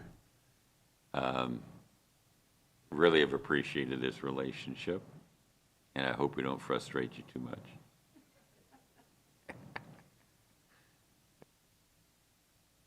The only investment consultants that have been on the board since I've been there, so I appreciate you as well. But any public comment regarding this item? There does not appear to be public comment. Thank you. If we can take a roll call vote, please, Ms. Zeller. Mr. Jurdy, Yes. Ms. Smith, Aye. Mr. Cromer, Aye. Mr. Shoemaker, Aye. and Mr. Anderson. Yes. Approved. That takes care of item number 7. We'll move backwards to item number 6, which is discussion and approval of Deborah Olvera's request for option 4 allowance under Government Code Section 31764. Executive Director Rentschler. Thank you, Chair Cromer. We're bringing forth this item because the county retirement law does require board approval of the option 4 allowances. Option 4, as you may recall, are a custom allowance that permits the member to provide a continuance to more than one beneficiary or into a custom continuance amount other than the 50 or 100% provided in options 2 and 3. In this instance, Ms. Olvera wishes to provide a continuance to one beneficiary, her daughter, in the amount of 26% of her benefit. In addition to a motion to approve the optional allowance for Ms. Olvera, I am asking direction. Since this was the first time it had come up, we did put this on the regular agenda. Whether or not it would be acceptable to the board to present these as part of the consent agenda in the future is an area that I would like discussion on or a direction on. And whether or not the board would like to establish a policy that could include delegating authority to approve these to the executive director when they are not controversial. One beneficiary, nothing foreign like reversion or other items that could be a special consideration. All of these do get calculated by our actuary, and of course, in the actuary's opinion, this provides no additional cost to the plan because of the reduction in the member benefit to provide the 26% continuance. Thank you, Executive Director. Is there any trustee conversation regarding item number 6? Trustee Smith. Question, the 26% in it, it's a cost neutral, so I understand that. But who is advising and helping these employees, retirees, come up with what percent would be applicable and neutral? Is that Well, it's something really your up to the office does? member. Okay.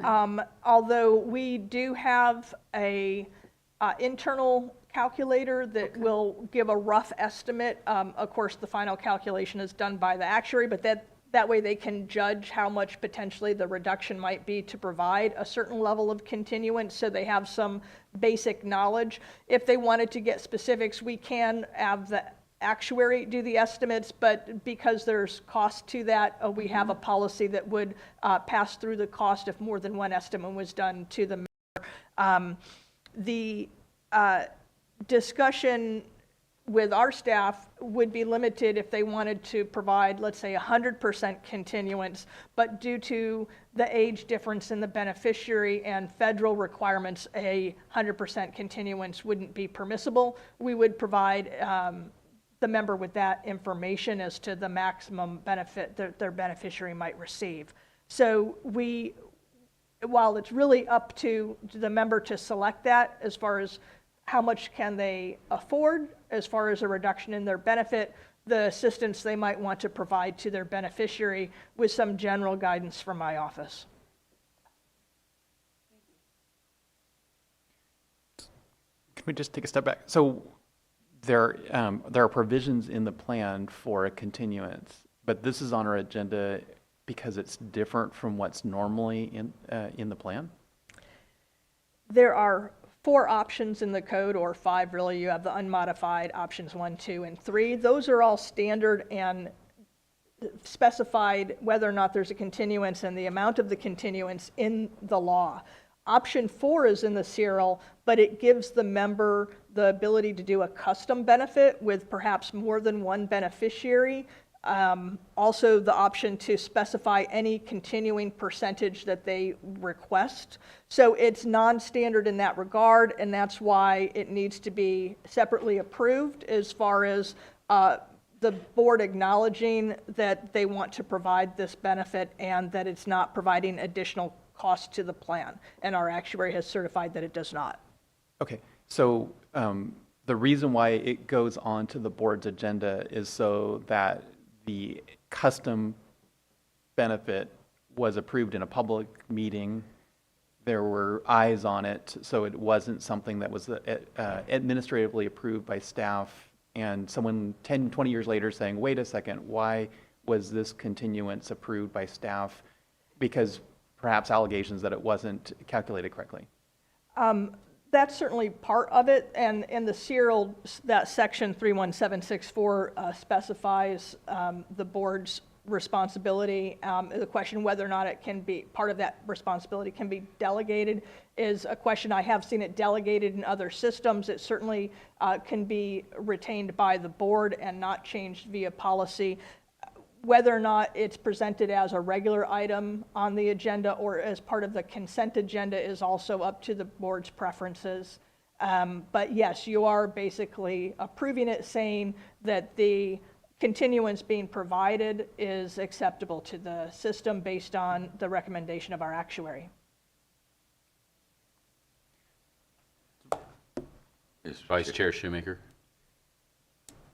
This is just one more of the shining examples of how arcane the CERL is. Today's conversations, almost all of these things we're doing today, for those of us that have been here, they're still surprising. So my question about this is, could I designate to my 3 kids all of my benefits right now and take none personally? No, because you're already retired. This has to be a selection that is made at the time of retirement. It is an irrevocable election, as is the beneficiary being named. Oh, interesting. So similar to selecting an option 2 with like a 50% continuance, the selection of that option is irrevocable and the named beneficiary is irrevocable. So in the event the beneficiary predeceases the member stays at that reduced option 2 allowance. They don't get to go back to the unmodified with the higher allowance, and there is no way to substitute anyone else for the deceased beneficiary. The benefit would simply end with the member. Got it. And so if I hadn't, or if someone hadn't retired yet, they could give all their money to their beneficiaries and take 0. yes, you could have more than one beneficiary, and you could say, oh, I have 4 beneficiaries, I want them each to receive 25% of my benefit, so it's essentially a 100% continuance of your benefit amount, but it's split among 4 beneficiaries, and option 4 would allow you to do that by naming multiple beneficiaries. So another part of the arcaneness. So you retire, you've got 4 people getting that money, 2 of them pass away. Do they now get 50% each, or they just That get? depends. Huh? In parlance with other retirement systems, that's referred to as reversion. It means if one beneficiary dies, does that portion of their benefit stop because they died, or does it revert and become payable to the other beneficiaries? And that's one of the, let's say, non-vanilla type options that could be included in an option 4 structure that the board would be considering in its review. Now, we have an internal staff policy that would limit the benefit option to not including this reversion aspect. We're a rather simple one. And if the member did want something that was not simple, included things like a reversion of a benefit to other beneficiaries, I would bring that to the board before the member actually signed an irrevocable election for that option for the board's consideration, so they could make an informed choice, certainly. Both as to the reduction in their benefit and get the board's input on those unique positions like a reversion of the benefit in the event of the beneficiary's death. So my last comment is, so you can't write them out of the will as far as retirement goes, but that's just a Once you name wisecrack. them as a beneficiary, they're going to get it regardless. You can't revoke it later. Thank you very much. So, Trustee Judy? so I'm not trying to focus on this individual, but I'm trying to understand what we're reading. On the 3rd page attachment from Siegel, it says unmodified current service annuity option 4 with the 26% continuance to the daughter. Am I reading it correctly where it shows that if there was no continuance to the daughter, the monthly would be $1,800 a month, and with the continuance to the daughter, it would be $1,600? We divide the total benefit into current service annuity, which is essentially the amount of the monthly benefit paid for by member contributions, and then the current service pension, the pension being the portion paid for by employer contributions. If you go over one additional column, the total benefit under the unmodified option in this illustration happened to be $4,454. In the event that the member took the option 4 with the 26% continuance, the member would only be receiving $3,965 and change. And then it shows the benefit that would be payable to the beneficiary in the column to the right of that total benefit column. So the total benefit is the amount the member receives during their lifetime. The beneficiary column is the amount of the payment to the beneficiary upon the member's death. Okay, so in this example, with no continuance, the beneficiary would have received about $4,400 plus future COLAs. And then in this case, with the 26% continuance to the daughter, it drops to right around $4,000 a month. But then in today's dollars, the 26% continuance would be $1,000. But then, of course, there'd be COLA. In all likelihood, there would be many years of life and COLAs, et cetera, so it'll be higher than that. So okay, and Siegel's saying that the daughter's only going to live a few more. I mean, it's not that big of a reduction in the payment to the beneficiary, given the fact that a daughter is an entire generation later. Presumably another 20, 25 years of payment.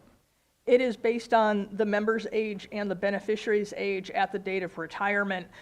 We've redacted beneficiary dates of birth and members' dates of birth and ages in this example. In this case, the member is on the older side.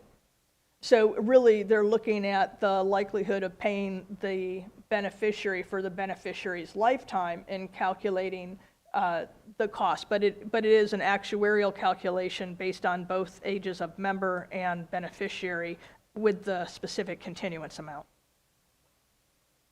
Okay, so there's just a lot of data that we're not seeing in the. There is some data you are not seeing. For privacy purposes, we redacted beneficiary and member dates of birth and ages. If this person were to pass within a couple of years of retirement, that $1,000 a month would go away, correct?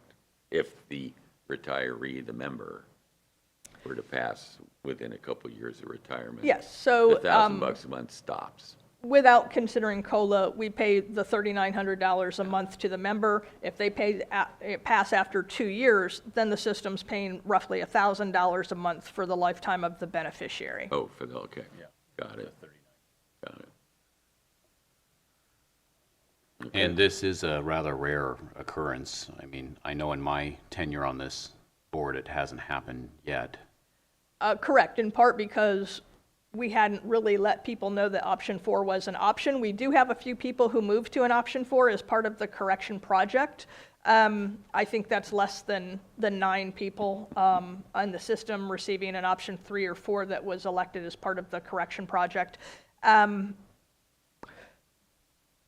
So it is not particularly common. However, it might be used by a member who has a disabled adult child who wants to provide some additional support to that adult child because they may have limited earning capacity on their own. I don't think that's necessarily the case here, but that is a situation where we would see that it might be used. The other item that you would see an option 4 being used, and the public speaker alluded to this earlier, is in cases of a divorce where the domestic relations order requires a lifetime continuance payable to the ex-spouse, but this could be done based on the community property share assigned to that former spouse. The option 4 also allows that member to name a second beneficiary with potentially a different continuance percent to provide something to a current spouse. So those are instances where we really typically see it used. Thank you. Do we have any public comment regarding this item?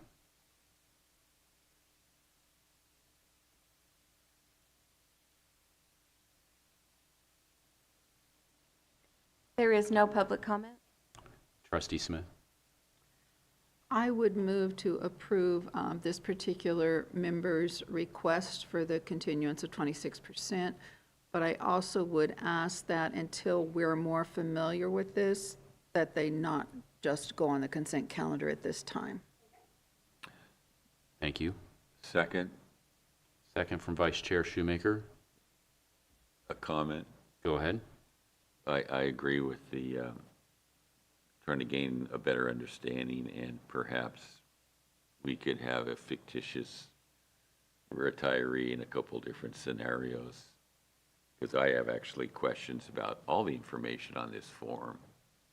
Certainly, I could ask the actuary to mock up a calculation that would include fictitious dates of birth. Yeah, pick anybody and just take ages. their name off. How's that? I mean, that's, So they could generate an illustration or two for board discussion purposes. yeah.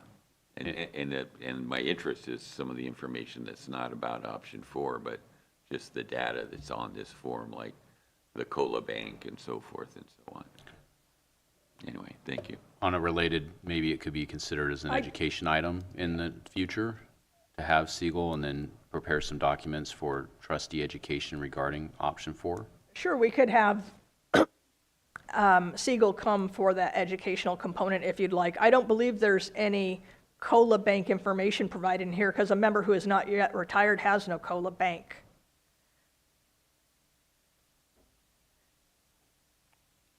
Any other trustee conversation before the vote?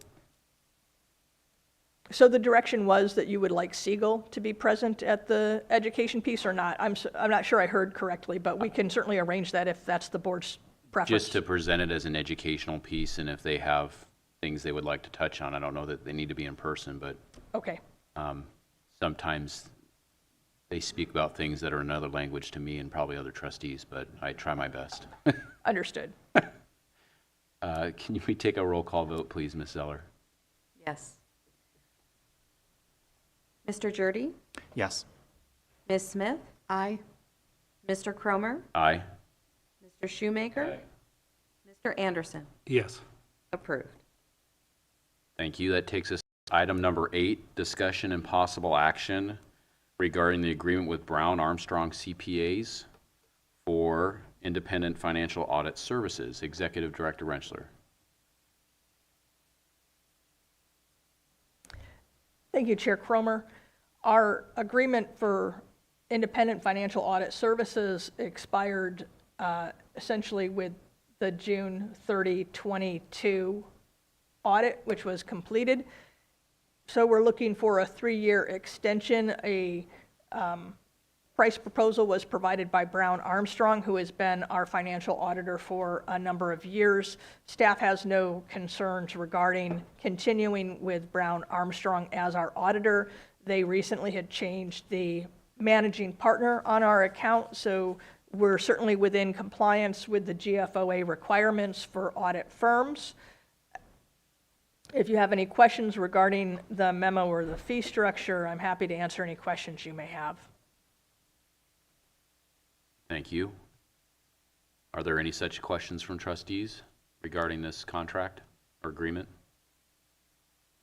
I personally appreciated the explanation, and I didn't realize that we had done that change and that it was a requirement, so that was educational to me. And the only other concern I had was regarding the travel, and if it's at our discretion as to whether we want them on site or remote, then we were in the driver's seat for that option, so I have no reservations regarding this contract.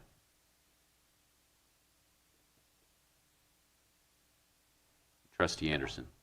I'll make a motion to approve. Second. Thank you. We have a motion and a second. Is there any public comment regarding this item? There is no public comment. Thank you. Can we take a roll call vote, please, Ms. Zeller?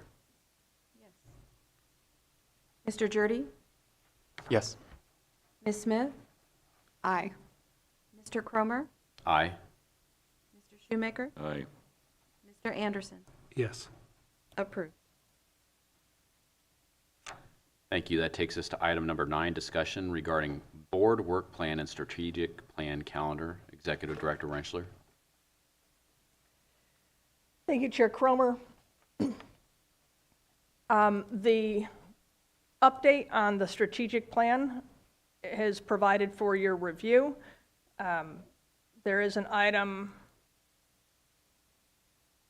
noted as slightly behind schedule, those being the member handbook and the discussion of the feasibility of adding an internal audit function.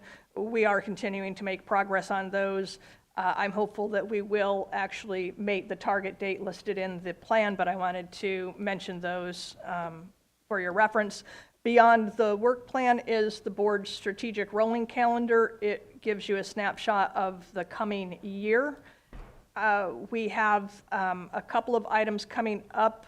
The May Audit Committee meeting on this calendar is showing as an X as far as the date. We have had that scheduled now for immediately following the May 17th Board of Retirement meeting here.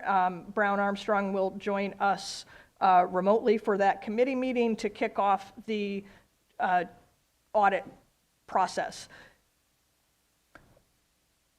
We have the swearing in of the new member based on the open seat that is currently has an election going scheduled for June.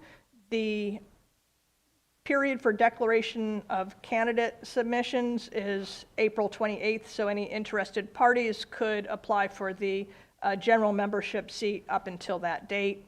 If you have any questions regarding the calendar, I'm happy to answer any questions you may have regarding the calendar or the work plan.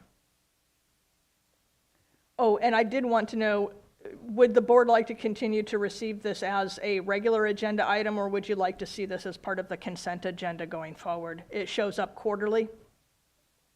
Thank you, Trustee Smith. So my question on one agenda item was, where did the 26% come from? This is interesting because you just pointed out the feasibility of an internal audit function. You've got that it's 60.8% completed. And the member benefit was 50.5. How do you come up with these numbers? Okay, I created a formula where I estimate how far along we are, and then it uses a time-weighted average to determine this percentage showing on the report to determine if we're on target or not based on how far away the completion date is. So it might reflect that we're 75% of the way done with our analysis, but because the target completion date is close, it may reflect here is only 60% complete. I could probably eliminate the 0.5 and the point whatever because I don't think they bring a lot to the conversation. 72.6, really? So maybe I'll change the formatting on that to remove the decimal place and just show a whole percent. You can keep it wherever you want. I just know that I'm very left-brained, and you are further to the left brain than I am. I am very literal. Decimal points. Show your math, I've heard please. that before. It's okay. Well, when James introduced this work plan update, I actually showed it to some other boards I was on just because I thought that it was, actually the simple, very quick read. But you have actually added new depth and detail to it that he didn't have, and I think it's an improvement. But I still think this is probably the best snapshot that I've seen on any board I'm on. I was really told that the important part was the very last column to show a check mark if it was done and a dot that was either red, yellow, or green. So that's really the only column you need to look at. I could probably eliminate the percentage complete entirely. But I like it, and I think historically it was actually an emoji of some sort that I didn't care for personally, but yeah, the happy face or yeah, whatever. Right, left brainer. we're in the right direction, so stay at it. Okay, and items currently noted with gray dots are things that just haven't been undertaken yet and they haven't started, but those will change as we start to pick up some of those future objectives for the strategic plan, because this covers essentially the entire 5 years of the strategic plan that was adopted, and we didn't get to everything immediately. Trustee Smith. I also would comment that because it is a quarterly report, I don't see any reason it can't just be on our agenda so we can have a discussion about it. That's Okay. I know some people like to load up the consent calendar, but I'm not one of them. It's up to what other people want. I agree with that assertion. I would like to point out that we do include training items on the annual strategic calendar. Some of those are in-house trainings and some of them are conferences that are available. If there's certainly any items that you would like to receive board training on, let us know and we can work it into our plan. I know we've asked in the past, but that's sort of a standing request. If there's anything the board would like to receive training on, we can certainly work at bringing that back to you. And you're welcome to let us, Robert or I, know at any time. I think one of the items, since you brought it up, was the ethics training, which on the previous item some of us are due for. I believe historically county council did that and it was much less painful than the online training, which was, I think, 3 or 4 hours. County council does offer training. Is it on the ethics piece, Judy? But yes, where instances are available, county council has made their training available to our board members, and we'll make sure to make the available to you. County Council did offer that training. I believe it was in January. We did send communications out to the board, letting them know that they could participate. So it's an annual process. If you're due, the next ethics training won't be until you attend a Stackers event. They do offer ethics training, or next January by County Council. So then your next option is the online FPPC site. Sounds like that might be my only option for the near future. Thank you. I don't believe we need any action on this item, just mark it as received. Is that correct?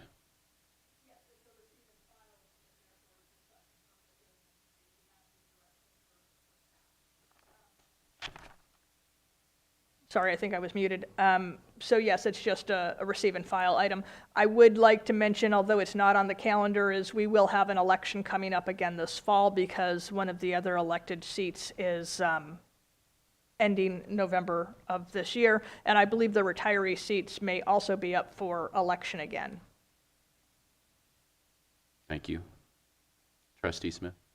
I do see on the rolling board calendar that we have closed sessions in June and July for the ED evaluation.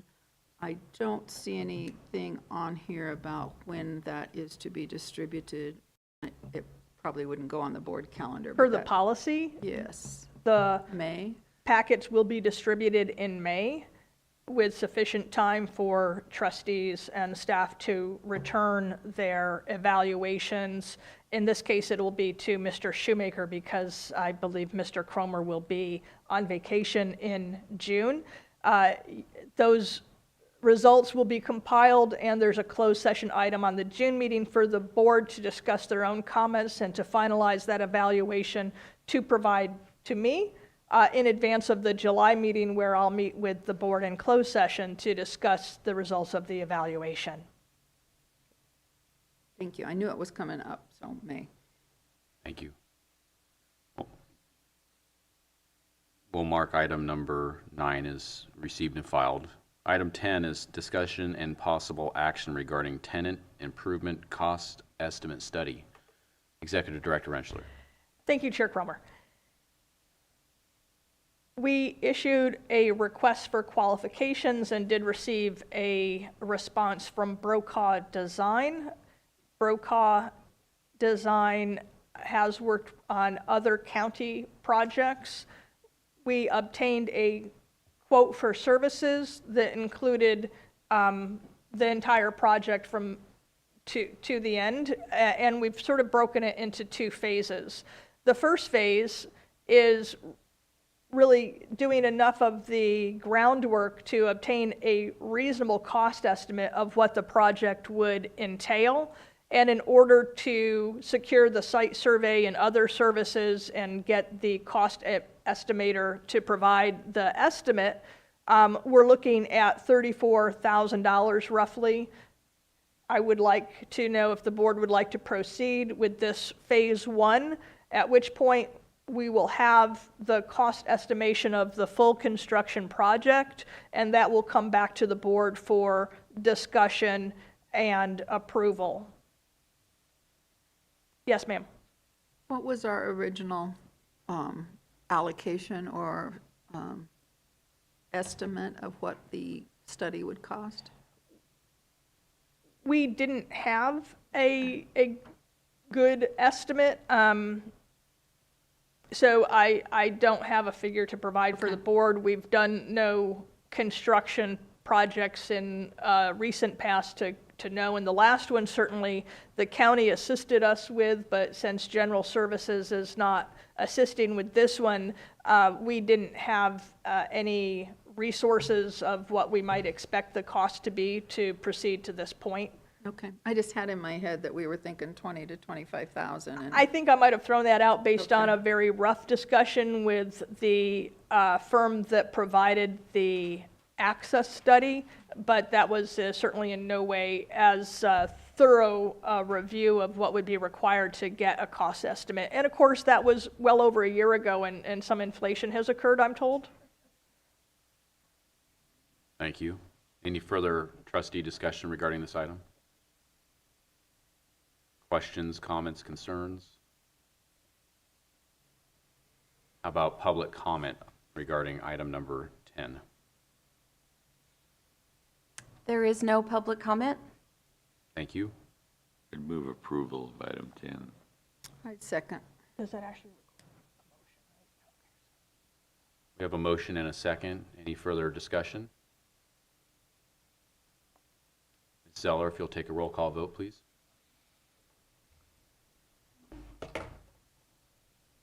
Mr. Jurdy? Yes. Ms. Smith? Aye. Mr. Cromer? Aye. Mr. Shoemaker? Aye. Mr. Anderson? Yes. Approved. Thank you. That takes us to item number 11, discussion and direction regarding MSERA's board conference room audiovisual upgrade. Executive Director Rentschler.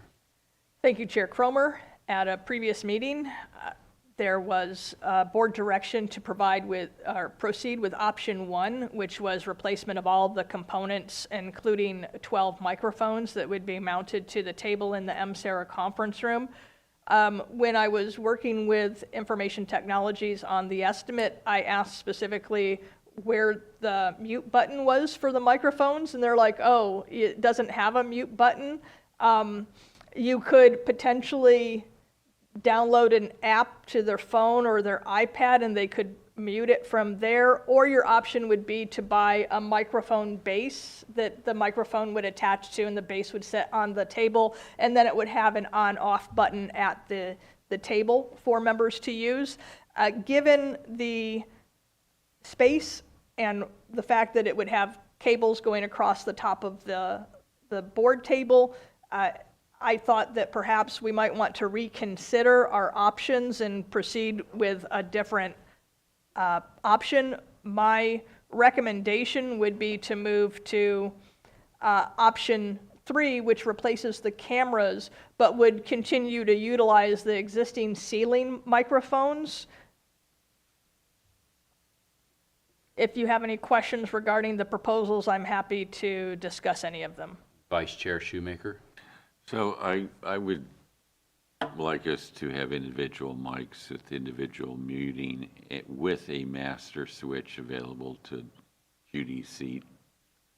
And having used these mics prior when they had buttons and at another location that each person has a mic. And when you watch these on a video or a Zoom, some people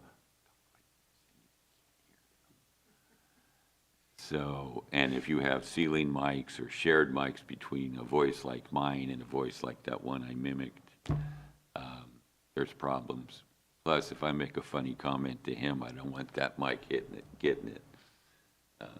But I think I know it's more expensive, but I think it really gives us I can a very certainly go back professional.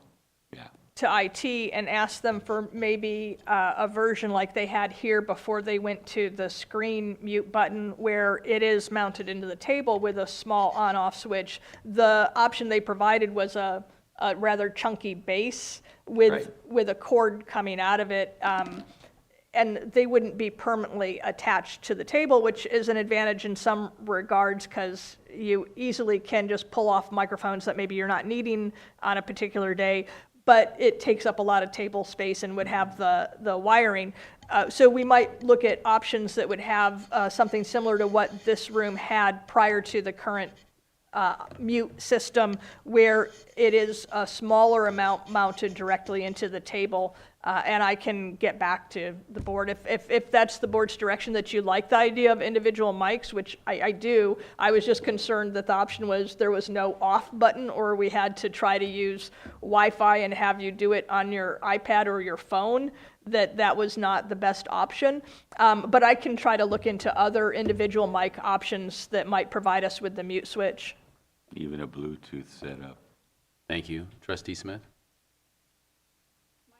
My question, I was not here last month, and so this is my first month in this room. Are we looking to outfit the conference room so that we can go back to that for having meetings, or has there been discussion about continuing meetings here? We are having meetings here until the board chooses not to.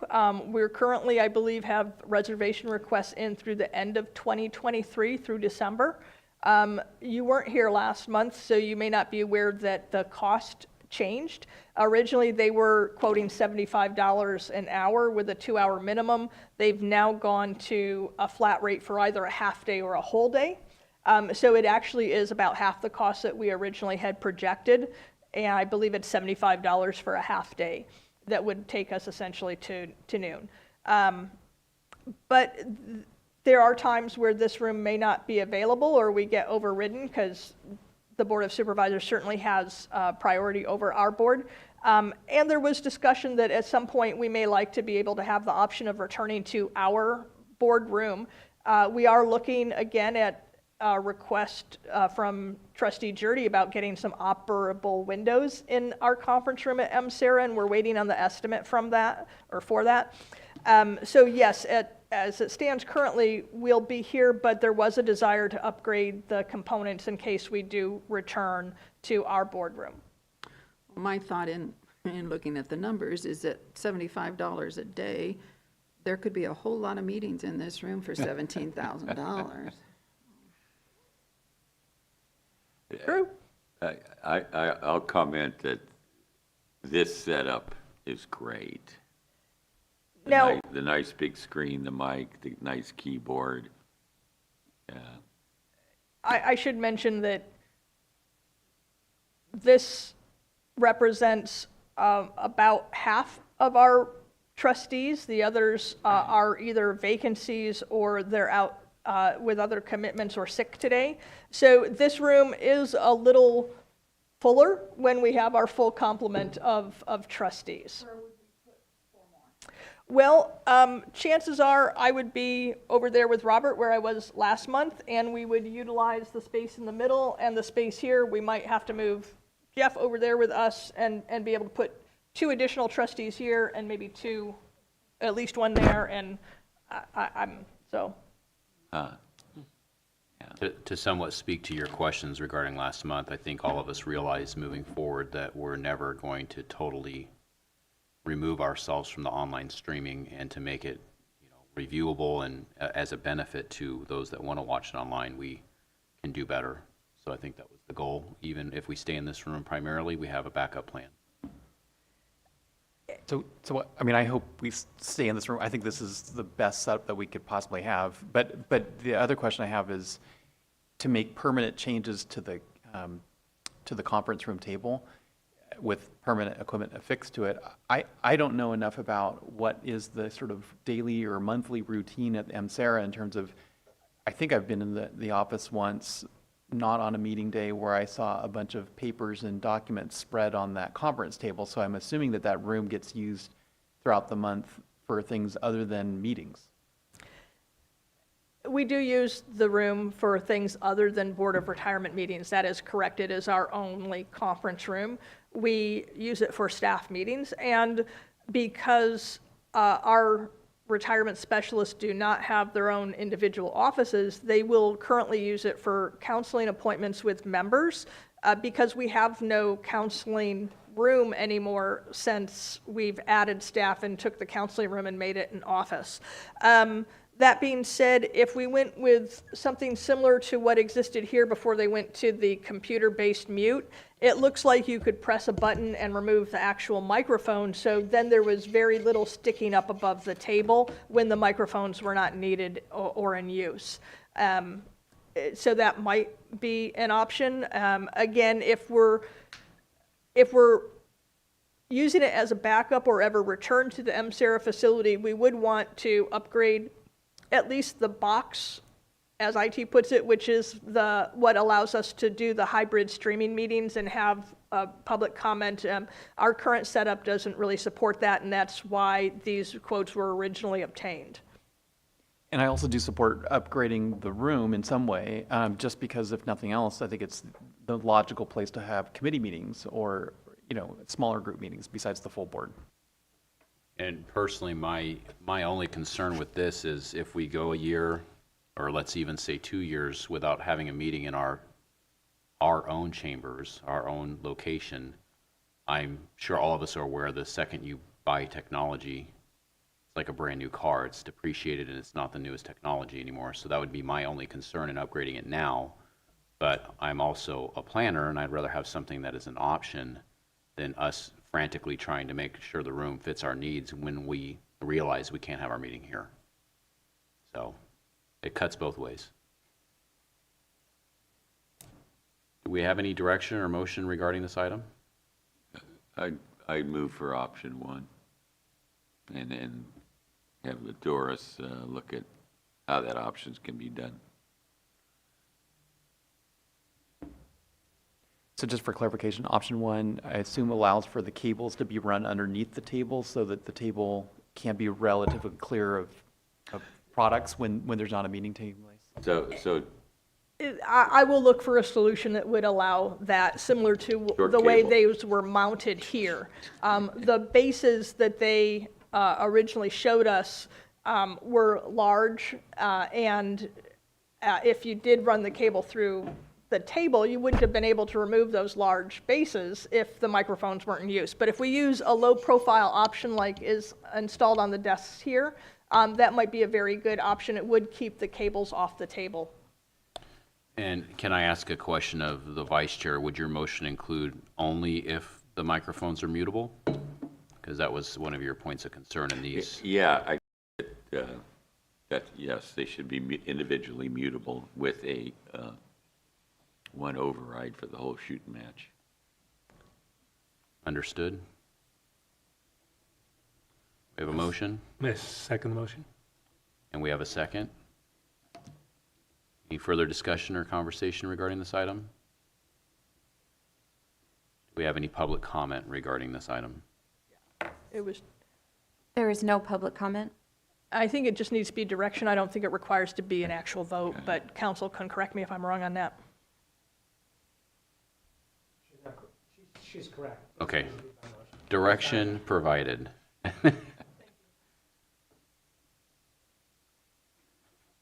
Item number 12 is discussion regarding the administrative report. Executive Director Rentschler.